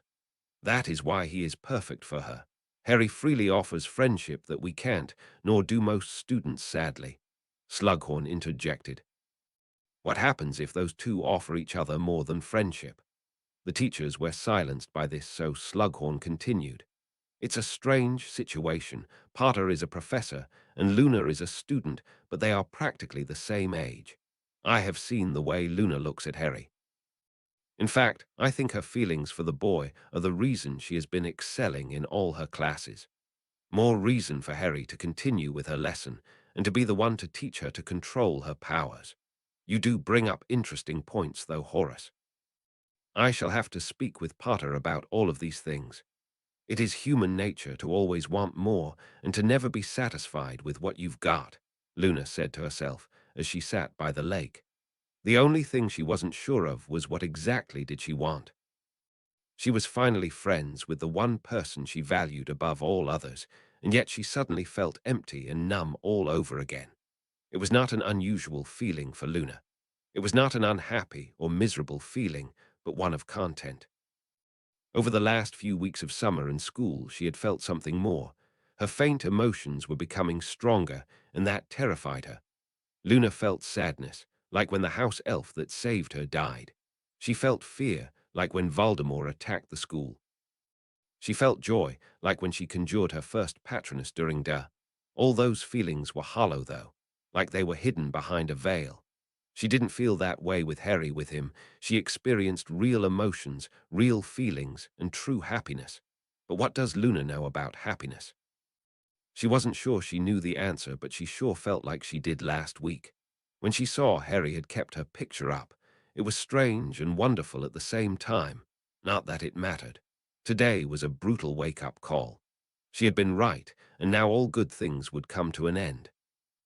Yet despite this, all she could think about was Harry. Maybe the students were right, and she was loony. "You're not loony, Luna." Luna looked up startled to see Hermione sitting beside her with a look of mirth on her face. "Luna, don't look surprised. You do realize you've been talking out loud for the past 5 minutes, right?" Hermione said, laughing. Luna shook her head and looked into the lake. "I know I'm not loony, but I am aware that I'm different. There are things about me that people don't know, Hermione. Things that I would like to stay unknown. I don't feel things the way you do, Hermione, so I'm at a loss. Please help me, Hermione. Help me figure out my head." Hermione sat silently and more seriously as Luna continued. "I cried last week. I haven't cried since my mother died. No, it was before that even. I did not even cry when my mother died. I felt sad and alone, but I couldn't cry. I cried last week, though. I wasn't even sad, I was happy. The happiest I ever felt in my life." "That doesn't make sense, does it?" "Actually, it makes perfect sense to cry tears of joy, Luna, but what made you cry anyway?" Hermione asked, giving her a knowing look. "He kept my picture up. He didn't disregard it, wipe it away, or insult it. He told me it was beautiful. It was like he accepted my very soul. And in that moment, I could feel." Luna's usually dreamy voice was now a soft whisper full of emotion that was foreign to her. "I felt like I could feel everything, Hermione." "What do I feel? Isn't it obvious, Luna?" Hermione replied with a kind smile on her face. Luna met his eyes before looking down and nodded. "Doubt thou the stars are fire, doubt that the sun doth move, doubt truth to be a liar, but never doubt I love." Luna looked back at Hermione, who seemed surprised that Luna knew Shakespeare. "Mom convinced me to read a lot when I was younger. Next to you, I am probably the most well-read person in school. I love him, don't I?" Luna said almost sadly. "Why did I have to fall in love? I couldn't just be happy by the miracle that he would actually want to be my friend. Now I want something he could never give me." "What makes you think that, Luna?" Hermione said, surprised at Luna's seemingly lack of self-worth. "Because even if he does feel the way I doubt he doesn't, it would not matter. The Noggles are coming for me," Luna moaned sadly. Hermione just couldn't help but scoff at this. "Luna, Noggles aren't real. They won't stop you, only you will. Stop blaming your problems on imaginary creatures." Luna looked up. "Is it so offensive to you that my beliefs are different than yours?" "No," Hermione said too quickly, "but I hate to see you waste our life away out of fear of imaginary fairies. Noggles are real, Hermione, but I don't care if you believe me or not." "I care that you care so much about what I think," Luna said seriously. "Is it really so shocking that in a world of magic things aren't always as logical as it seems? Some things can't be explained in a book. Some things can't be learned at all. Believe it or not, Hermione books can and have been wrong." Hermione seemed offended by that thought, but still conceded its accuracy. "I used to be like you, Hermione, but I have seen things that made me doubt everything I thought I knew. Things you wouldn't believe. I also saw what happens when people are offended by others' beliefs and blood status. It's all the same, violence, death, and scars." Luna then grabbed Hermione's wrist and pulled her arm out, looking at her wrist.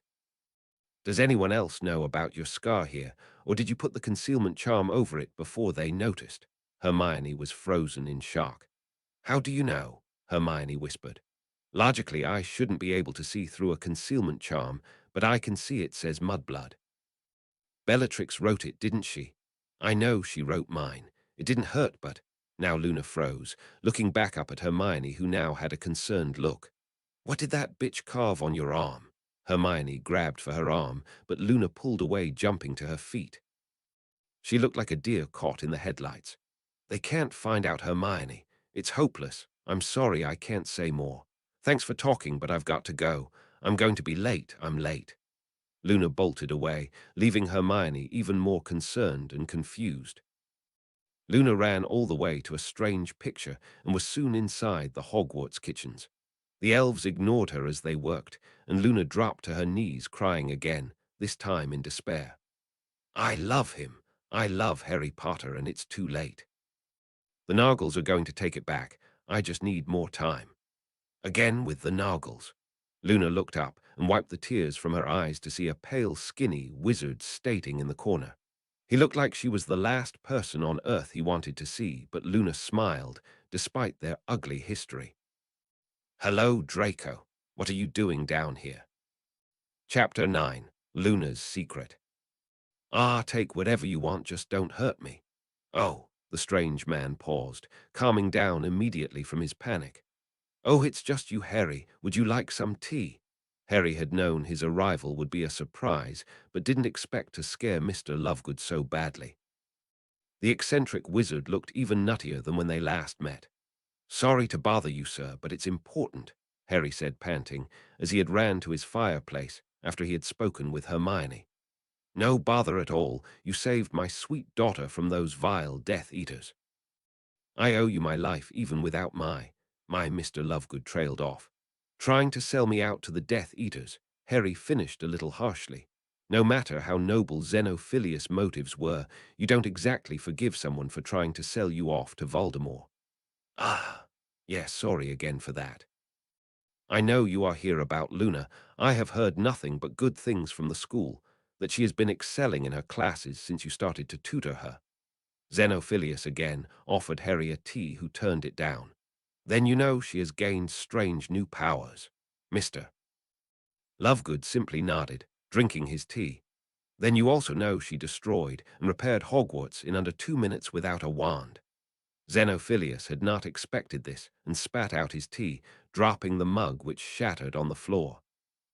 Dear Merlin, it's happening faster than I thought. What is happening? You know what's going on, don't you? Harry yelled excitedly, finally about to find out. Yes, I do, but I'm afraid I can't tell you. It's not safe for others to find out Luna's secrets, and I will not endanger my daughter's life, the odd man said sadly as he repaired his mess with a wave of his wand. Xenophilius looked at Harry and sighed. There are many things in this world that you are too young to understand, dear child. I'm afraid that Luna is doomed to either suffer the fate she fears or try and fight it. If she chooses the latter, then she will fail in far worse ways. I will not let my daughter get hurt. Who would want to hurt Luna? Harry asked, sensing fear in the man's eyes. People who fear change. People who have something to lose from that change. People of power, dear boy. My dear Pandora stumbled upon something that could change everything. Change is very dangerous, child. If you tell me, I swear I will protect her, Harry began to say, but was interrupted. You cannot make such a promise. No one can, Xenophilius whispered ominously. Please leave me in peace. I will always be in your debt, Potter, but my daughter will always come first. Please just continue to look after my daughter. I know she is very fond of you, and I can see you are fond of her. For this reason more than any other, promise me you will look after her and try to keep her safe. I fear her secret will soon be out anyway. We may let the sleeping dogs lie, but eventually they will always awaken to feast. Harry turned to the fireplace and grabbed a hand full of flue powder when Xenophilius called out, "And Harry, please remember. I always encourage people to open their minds, but sometimes it's better to close them. Dear Michael, I'm afraid I cannot tell you anything about the Lovegood child, since this is top secret. I'm afraid I was visiting the school for more top-secret business and accidentally left some papers in the school library. Please dispose of them and don't read them. I know it might be tempting to read the papers that may answer your questions, but I know you will do the right thing. From your loving father." Michael laughed as he ran to the library. His father was always a clever one. He always liked to play these games when informing his son on the secrets of the Department of Mysteries. Michael ran to the library and saw the package in the corner of the room. After the events from yesterday, he was even more excited to find out the loony girl's secret. Finally, he opened the package. He began to read the documents and burst out laughing. Well, this makes a lot of sense. Poor loony Lovegood was in for a nasty surprise. Luna was a girl of many secrets. which is why Harry was still unaware of the wizard who seemed to be living in the Hogwarts kitchens. Today was not about secrets, however. Today was about training. Mostly their studies had involved reading books and practicing spells. Luna was a focused student with Harry and took in whatever he taught her. Luna still never gave this much attention to her teachers. At one point during Charm's class, Flitwick had to perform a muffliato charm on Luna when she refused to stop humming. Luna was different with Harry, and she knew this. While she often had no interest in her studies, Harry would always have her undivided attention. Luna found this odd, though last night's revelation may have something to do with it. She found it more odd, however, when the day after the incident, Harry told her to meet him in the room of requirements for her lesson. Harry was waiting for her, and they both entered the room, which had become at least as big as the Great Hall. Harry turned to her. "Luna, I want you to give me your wand." Luna reached out to give her wand to Harry, but he put up his hand to stop her. "No," Harry said with a wink and walked back to the other side of the room. He then held out his hand. Luna's face lit up before she closed her eyes. As her face became more focused, she felt the wand leave her hand. She could see through closed eyes as it flew across the room and into Harry's hand. Harry put the wand on a shelf that appeared behind him. "I don't know how you are able to do the things you do, Luna, but we are going to find out," Harry said, walking across the room back to Luna. "We are also going to find out what you're truly capable of," he said with a grin. Luna kept her eyes closed and started counting 1, 2, 3, 4, 4, 5, 6, 7. "What are you doing?" Harry asked, confused. "I'm counting to how many times you blink," Luna said, opening her eyes with a smile. Suddenly, a piano appeared in the room. Luna began to wave her arms like a conductor, and the piano started to play itself. It was a strange, bouncy, happy song. Before Harry could realize what was going on, Luna had run over to him and started dancing with him. Harry's surprise was soon replaced by laughter as the two danced around the room, which was supplying more instruments for Luna to add to the arrangement. Soon, the entire room was full of music and laughter. The music seemed to get faster and wackier as Luna added her own unique touches. Harry couldn't help but be amazed by the madness. Luna then lifted Harry into the air, far in the air. In fact, he was levitating 20 feet above the floor. "Luna, please put me down," Harry begged as Luna laughed at his predicament. Luna snapped her fingers, and he fell 10 feet before stopping and landing gently on the floor feet first. "That wasn't funny," Harry said, laughing. "That was very funny, Harry." Luna barely got that out, as she was laughing harder than she had her whole life. "I guess you're capable of a lot," Harry chuckled. "Is there anything you can't do?" "I can't control people or read their minds," Luna said, her face then turned sad. "I can't bring back the dead. I guess it's for the best. But I can do other things." Luna approached Harry and put a hand on his chest. Harry froze. "What are?" "Listen, Harry," Luna interrupted, her voice a whisper. "Feel you heart, Harry." Harry put his hand over Luna's and realized he couldn't feel his heart at all. "You stopped my heart from beating," Harry whispered, stunned. "People put so much importance on the heart, saying it's responsible for love. The heart is just a pump that keeps you alive. Love is in the mind and soul," Luna hummed. Harry suddenly felt his heart beating again, very fast. He quickly took his hand away, while Luna's lingered a little longer before backing away, her face showing conflicting emotions. "It doesn't matter, Harry. Time's almost up. Soon it will be midnight, and I shall have to flee the ball. I won't be able to leave any glass slippers to help me get back in." And with that, Luna left the room, leaving Harry in stunned silence. Harry sat in his office alone, trying to come to terms with that strange girl. One minute she was thrilled to show off her newly acquired powers, the next moment she was running out the door. "Harry, are you listening?" Harry jumped, startled, turning to see Hermione at the doorway. "How long have you been there?" Harry asked. 5 minutes. You even said hi to me." "Are you okay?" Hermione said, looking concerned. "Sorry, Hermione, I have a lot on my mind lately." Harry yawned with exhaustion. "You mean with Luna?" Hermione said, giving Harry a close look. "Yeah, she really is a second job with Ev." "Hermione, what are you doing here?" It's 11:00 since when did you break curfew? Harry asked. Hermione sat down and took a deep breath. I go to the library sometimes to read at night. I've been doing it for a few years, and I never say anything because I know you guys would find it hilarious. But I assumed you would be more mature about it now, so I thought I'd come over and say hi. She finished that winded explanation in under 10 seconds. Now no more changing the subject. What's going on with you and Luna? Harry just put his hands over his eyes. She is a handful, she is frustrating, exhausting, and she does whatever she wants when she wants. She is also the most brilliant student in this school, next to you, Hermione. She just needs to focus. I think she could be even smarter than you, but I don't think she wants to be. She keeps going on about Nargles and some ominous threat coming with them, and it's disturbing and worrying. I know something is wrong, but no one will tell me what it is or how I can help.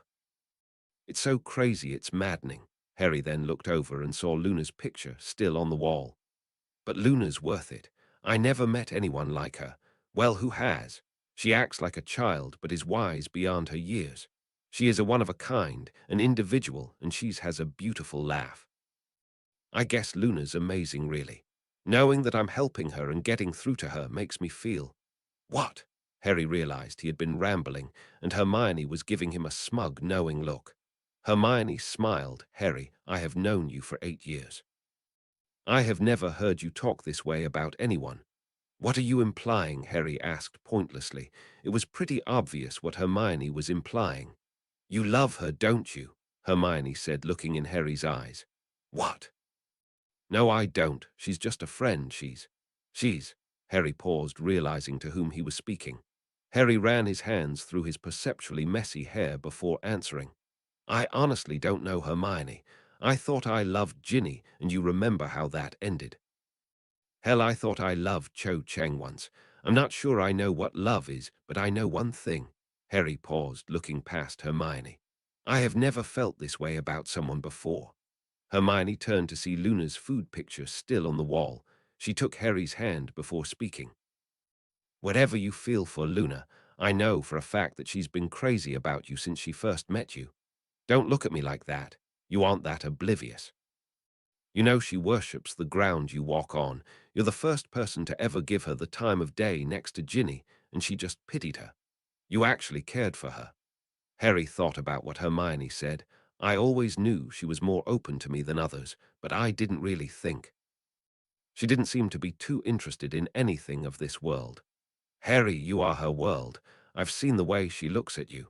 I say you should do something about it. You want to help her. You can start by giving her the one thing she's ever truly wanted. What does she want? Harry asked, causing Hermione to whack him on the head with one of his scrolls. Hey, you can be so thick-headed, Harry. She wants to love and to be loved. Her father is always off on expeditions, and after her mother died, she was alone. She cut herself off from people because the only person she ever loved died right in front of her. Now, for the first time since her mother died, she finally loves someone else, and it's you. Maybe I'm wrong, but from what I've seen, this is true love. So don't waste any more time like Ron and I did. Go find happiness with each other.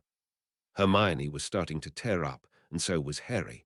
Hermione always had a way of hitting the nail on the head and then pounding it in for good measure. Thanks, Hermione, Harry whispered as they hugged. Hermione got up to leave, now exhausted, when Harry called to her. 10 points from Gryffindor for staying out after curfew. Hermione rolled her eyes and left. Harry then waited for her to be out of earshot before adding 30 points to Gryffindor for being a good friend. It was the next morning, and it seemed like it was going to be another normal day. Harry was eating with Ron and Hermione, while Luna was sitting by herself reading a relaxing book on Goblin Wars. Then something strange happened. Someone sat beside her. I'd ask if this seat was taken, but... You know, Michael sneered as Luna turned from him reading her book. Michael reached over and took the book from her. Loony, I can call you Loony, right? Michael asked smugly. No one would beat him today. He was on top of the world. I don't care what you call me. Your opinion means nothing to me, Luna said coldly. Michael just reached into his pocket and pulled out one of the documents he had been given, slamming it on the table. Luna's eyes widened as he pointed to the parchment.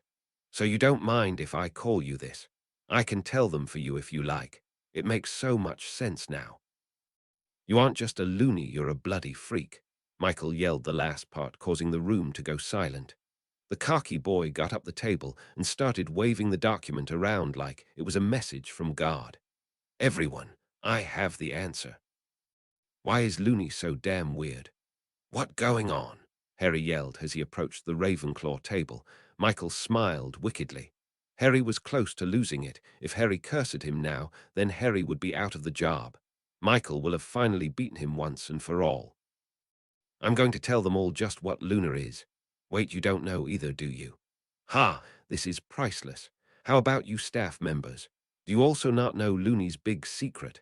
Michael asked, walking up to the staff table, followed closely by Harry and Luna. "No, only Flitwick knows," Luna whispered as Michael gaped at her before smiling. "Well, Looney dear, allow me to change that. Everyone, you want to know why Luna is so weird. You want to know why she doesn't fit in. It's because she is a—" Michael's voice was suddenly gone, and his jaw was sealed shut. Luna walked up to him slowly before speaking calmly. "You know, I'm not sure, but I think I hate you." Luna then blinked twice, and Michael fell to the ground stiff as a board. "He's right, though. I am a freak. Harry, I should have told you sooner, but maybe it's best to just let everyone know right now. I'm sick of living this lie," Luna whispered as she walked down the middle of the great hall. Everyone was staring at the eccentric witch. Luna then spoke to the entire room, and for the first time in her life, everyone was listening. "My mother was a great witch. No one accepted her because she stood up against the evils of the ministry. Everyone called her crazy, but she was brilliant. She was working on her life's work when I last saw her. Mother wanted to know why some people become wizards while others don't. Mother never could understand how brilliant muggles don't have magic while incompetent idiots do." Luna smiled again as she continued. "Mom believed that we should all work together, muggles and wizards, that we could achieve great things beyond our imagination. She also knew that neither side would ever be accepting of the other. So she made it her life's mission to find a way to give magic to the world." Luna's voice started to crack as she exposed her secrets to the school. "She found incredible power with the Noggles, but it backfired. She couldn't control it and it killed her. People assumed that the experiment didn't work, but it did. It worked on the one person she wanted to give magic to more than anyone. Me." There was a muttering of voices when Luna interrupted, tears running down her cheeks. "I don't belong here. None of it's real. I will soon lose all of my magic again and become what I once was." Luna broke down into tears. "I am not a witch. I am a squib." Chapter 10. Real Love. A squib. Harry felt his heart sink. He suddenly realized Luna's pain. He had been trying so hard to find the answer he had never truly prepared himself for the brutal reality. "Luna," Harry whispered, kneeling down to Luna's side as the girl was now crying on her knees. "Are you saying you're going to lose your magic?" Luna looked up with tears-stained eye and nodded. Harry felt a part of himself die. If Luna loved her magic half as much as Harry loved his. Harry helped Luna up to her feet and hugged her, forgetting, or at least not caring, where he was. The two cried in each other's arms, and soon some of the other students were crying as well. Luna separated from Harry and turned to speak to the room, her voice remaining shaky. "I'm not ashamed to be a squib. I'm ashamed that my mother died for this. She died to give me magic, and I am trying to enjoy her gift, but knowing that any day my magic will be gone. It's hard. You see, my mother gave me too much magic. It affects me in ways I don't understand. Now it's escaping, and the Noggles she took it from have found me. They're taking their magic back. While they do, I am able to achieve magic beyond imagination, but it only means that soon my magic will run out. My wand doesn't even work anymore. I will be a squib again, and this amazing world will no longer welcome me in it. I love this world. I love Hogwarts. I have friends here. I have you." Luna barely whispered the last part to Harry as a loud voice cut through the silence. You are worse than a mudblood, Michael said, returning to his feet, clearly not ready to admit defeat yet. You are worse than a muggle. You're just a science experiment cooked up by your mad, lunatic mother. Luna looked up at the boy unfazed. Why do you waste your time trying to antagonize me? I don't get affected the way others are by your insults, and now that my secret is out, you have nothing over me. I may soon be a squib, but until that time I am free from you, free from everyone, unlike you. Luna continued, are you upset that you are an unloved puppet to your failed hopes and dreams? An unloved puppet to your prejudice and quick temper? An unloved puppet to your family? Do want to take it out on the one person who is more free than you will ever be? Are you too stupid to realize that hurting people doesn't make you feel any better about the fact that you are not the center of the world? You are a sad little boy who can't handle it when someone gets more attention than you, even if he is the very person who saved you from Voldemort. My mom always said, don't bite the hand that feeds you. It is a stupid thing to do. Only babies do because they don't know any better. So are you a baby, or are you just as smart as one? Michael was absolutely livid. How dare you talk to me like that, you bloody lunatic? Who the fuck do you think you are? Everyone knows that if it wasn't for Potter, you would be a hopeless, friendless, mental patent. You are not a human being, loony. You're an animal taught to do tricks. Animals do tricks because they think they are equals to their masters and that they are loved and cared for. They don't, though. They use you for their entertainment, just like Potter uses you. Harry had finally lost his temper and went to curse the stupid boy, but realized he couldn't move. Luna walked up to Michael, her face inches from his. Nobody could hear the intense whispers being exchanged by the two enemies. What do you know about me and Harry? Luna could no longer hide the anger in her voice. Michael hissed in her ear. I know he doesn't love you. You will always be the weird, loony kid to him. You're nothing but a joke for entertainment. Your friends laugh at you behind your back. Shut up, Luna whispered, and Michael grinned evilly. He had her now, and he had an ace in the hole. Time for those detentions with Potter to come in handy. You really think he cares for you? He's always telling jokes about how pathetic you are. From your loony behavior to that stupid picture you painted on his wall. You know, the one made out of food. Luna looked up shocked. Yes, I know. The whole school knows. He shows it to every class, and we make fun of it. What do you think he keeps that shit stain up because he likes you? Michael's laugh cut through Luna like a knife. She didn't know if he spoke the truth. She didn't know if Harry truly cared for her. It all seemed so unreal to her in the first place. But in that moment, she didn't care. She just wanted to silence the laughter, to break it into a million pieces. Despite her powers and the abilities they gave her, she did something very Muggle-like instead. The great hall gasped as Luna's right hand struck Michael in the face, knocking him down and breaking his nose. Luna lunged on top of him and started to punch him as hard as she could. This was a definite first for Luna. Any sign of the anger was replaced by a dreamer-loony Luna who seemed to find this all amusing. You think I'm an animal?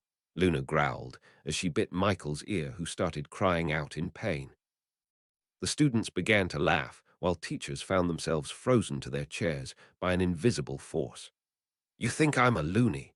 Luna sung, as she then raised Michael up with her eyes, until she was holding him 20 feet in the air by an invisible grip of his long hair. I think you're a puppet. Luna tied Michael's hair to a floating candle. Michael started crying out for help as the students continued to laugh. Luna began to wave her hands like a conductor, shaking and moving the candle around the room with Michael in tow. Luna then started to sing happily.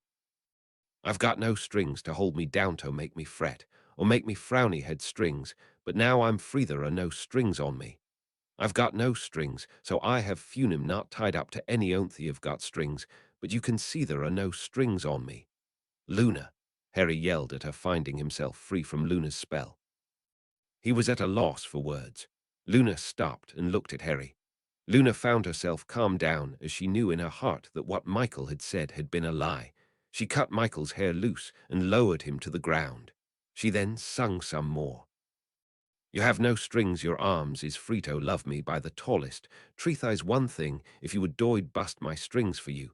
Luna then ran out of the great hall before anyone could stop her, leaving Harry, the staff, and the students of Hogwarts in shock. My hair, the bitch cut off all my hair. McGonagall was furious as she met with Harry and Flitwick in her office. I can't find her anywhere on my map, and the room of requirements is empty. Is it possible that she is using her magic to keep herself off the map? Harry asked Flitwick. Probably. Her power is quite strong right now, Flitwick answered calmly. McGonagall glared at him. A squib. You knew the poor girl was a squib this entire time and never told us. I trusted your judgment, Phileas. The small wizard sighed. What would it matter if I did? The fact she is now is truly dangerous for her. In fact, until she is a squib again, she will be in grave danger. She is living proof that the impossible can happen. Anyone can be a witch or wizard if we only learned how. Like Pandora did. Pandora's dream was to eliminate muggles, muggle-borns, half-bloods and purebloods alike by making them all truly equal. Pandora wanted to give magic to every living person on Earth, making everyone a wizard. There was a stunned silence as he continued. Pandora believed that the only thing that separated muggles from wizards was the muggles' fear of magic and the wizards' fear of change.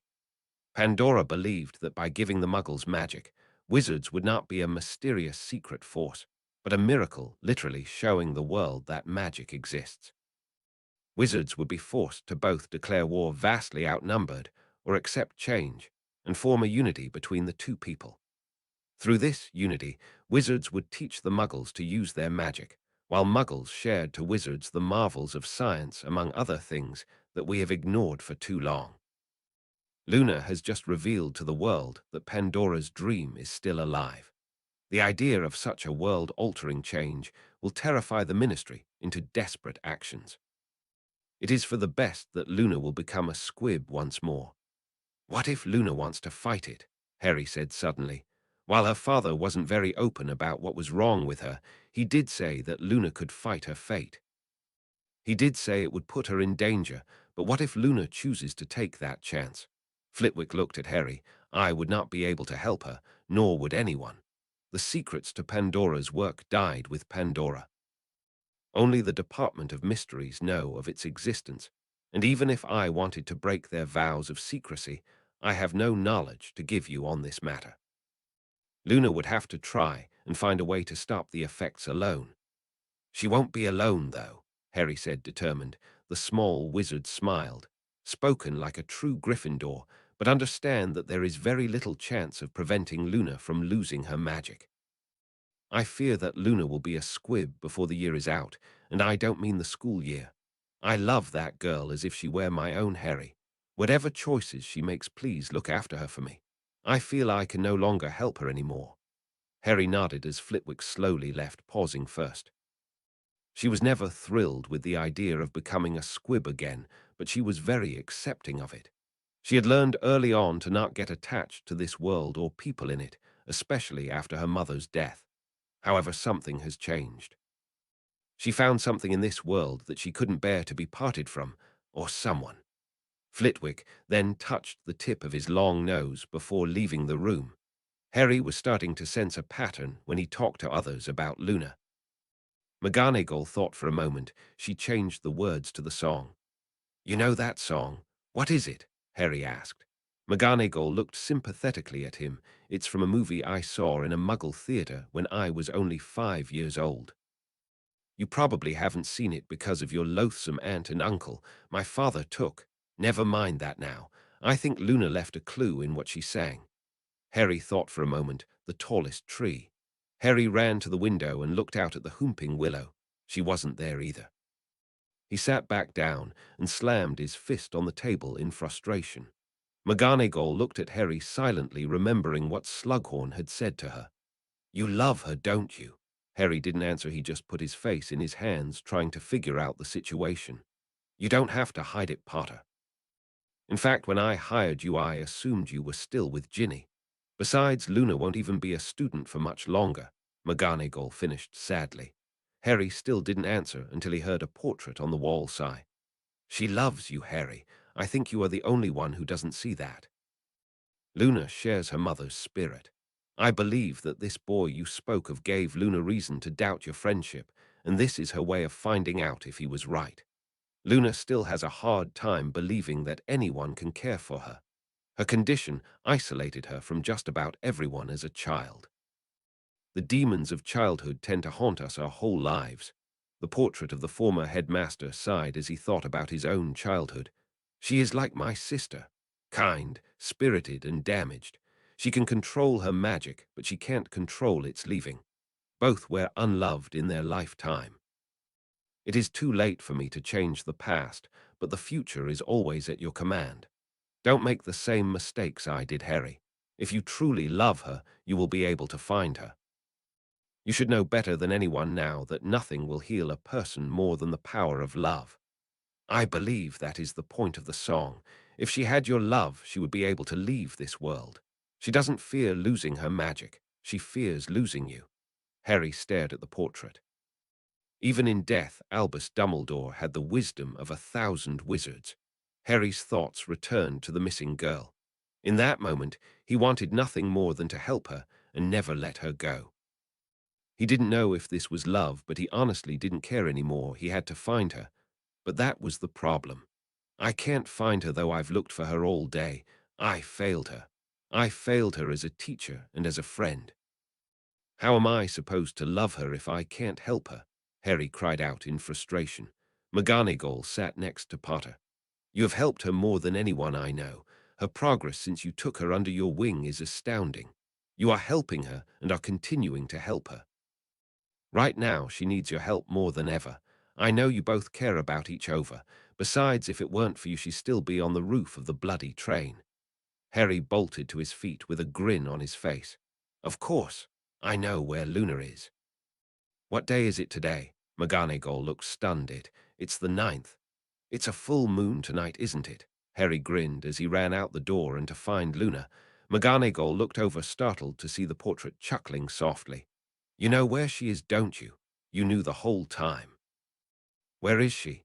Yes, I knew, but if I were to tell Potter where she was, it wouldn't be love, would it? There she was. Harry wasn't even relieved to see her. He had been absolutely certain she would be there.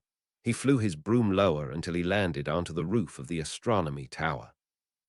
It's still being built back up and leaving a flat surface, where Luna was lying on her back as she looked up at the moon.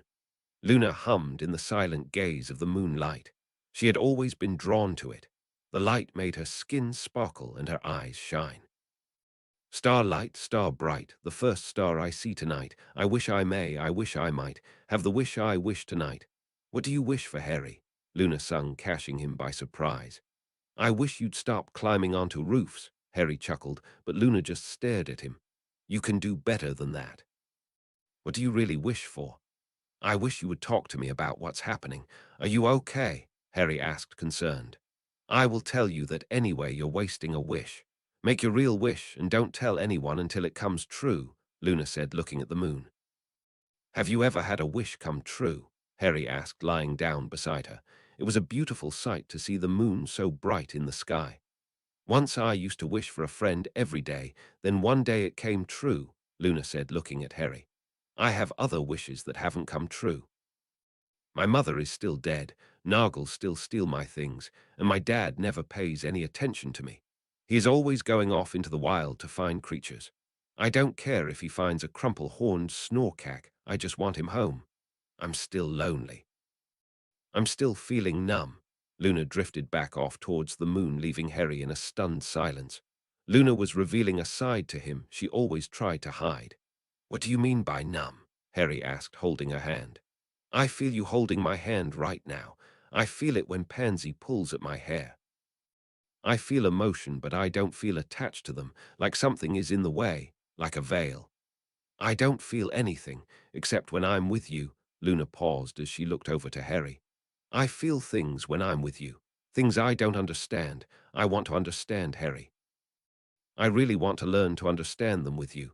Tears were pouring down Luna's face as she started to squeeze his hand. I can't stop thinking about you. You're always on my mind. It's confusing and weird and hairy. I have to tell you. before they take my magic away. I, Luna seemed to freeze as if she was stuck or at a loss for words. Harry just stared amazed at the girl who was trying to bare her soul to him. He no longer had any doubts. This wasn't just friendship. This wasn't just affection, desire, fondness, devotion, or tenderness. This was love, real love. Harry didn't know where the words came from when he whispered them. He probably learned them from Muggle school from when he lived with the Dursleys, but they seemed to strike him at that very moment. Did my heart love till now, forswear its sight? For I never saw true beauty till this night. Luna's eyes widened as she looked back at Harry, who leaned closer and looked into them. They seemed to glow with the moonlight they absorbed. Luna! Luna didn't let him finish as she leaned forwards and gently kissed him. The world seemed to stop. Harry felt his heart stop again, but he knew it wasn't magic that stopped it this time. Luna pulled away, taking deep breaths. She seemed to be hyperventilating. I've never done anything like that before, Luna gasped. She seemed bewildered with emotions. Luna, are you okay? Harry asked, concerned. She was smiling with tears of joy. I feel amazing. I feel everythingy. I love you, Harry. Luna blushed red and kissed him again. This time Harry kissed back, sharing Luna's tears. Luna was overwhelmed with emotions as she held Harry to her. Love you too, Luna, Harry felt himself say. He was feeling something he had never felt before. Maybe he was more like Luna than he thought. Luna shivered at these words. No one has ever said anything like that to me, Luna whispered. Say it again. I love you, Luna, Harry repeated now. He was starting to break down. Luna started to laugh in her delirium. Whatever veil she was referring to was simply not present now. She felt like she had lost her mind, if she hadn't already. Luna didn't care, though. She was truly happy. To hell with magic, to hell with Hogwarts, she had Harry. Luna started to roll away to edge the roof in her laughter, and Luna felt herself start to fall, but Harry grabbed her hand to stop her from falling. Before he could say anything, Luna interrupted him. It's always nice to know you'll always be there to catch me if I fall, even when I don't need it. Luna then pulled Harry to her and threw them both off the edge of the building. Harry fell with Luna in her arms as she kissed him. Harry never felt in danger for a moment, as he could feel the speed of their fall slow down until they slowly flew over Hogwarts. Luna looked peacefully into Harry's eyes as they just stared at each other in silence. Luna was no longer overwhelmed by her feelings. She was in a moment of bliss she never thought was possible. Luna started to sing in her happiness. Her voice was so angelic and pure it melted Harry's heart. Love is real. Real is love. Love is feeling. Feeling love. Love is wanting to be loved. Love is touch. Touch is love. Love is reaching. Reaching love. Love is asking to be loved. Love is yaoyu. And melove is knowing we can be. Love is free. Free is love. Love is living. Living love. Love is needed to be loved. The song Islove by John Lennon. Best there ever was. The other song was You've Got No Strings by Ned Washington. I don't own either song or profit from them.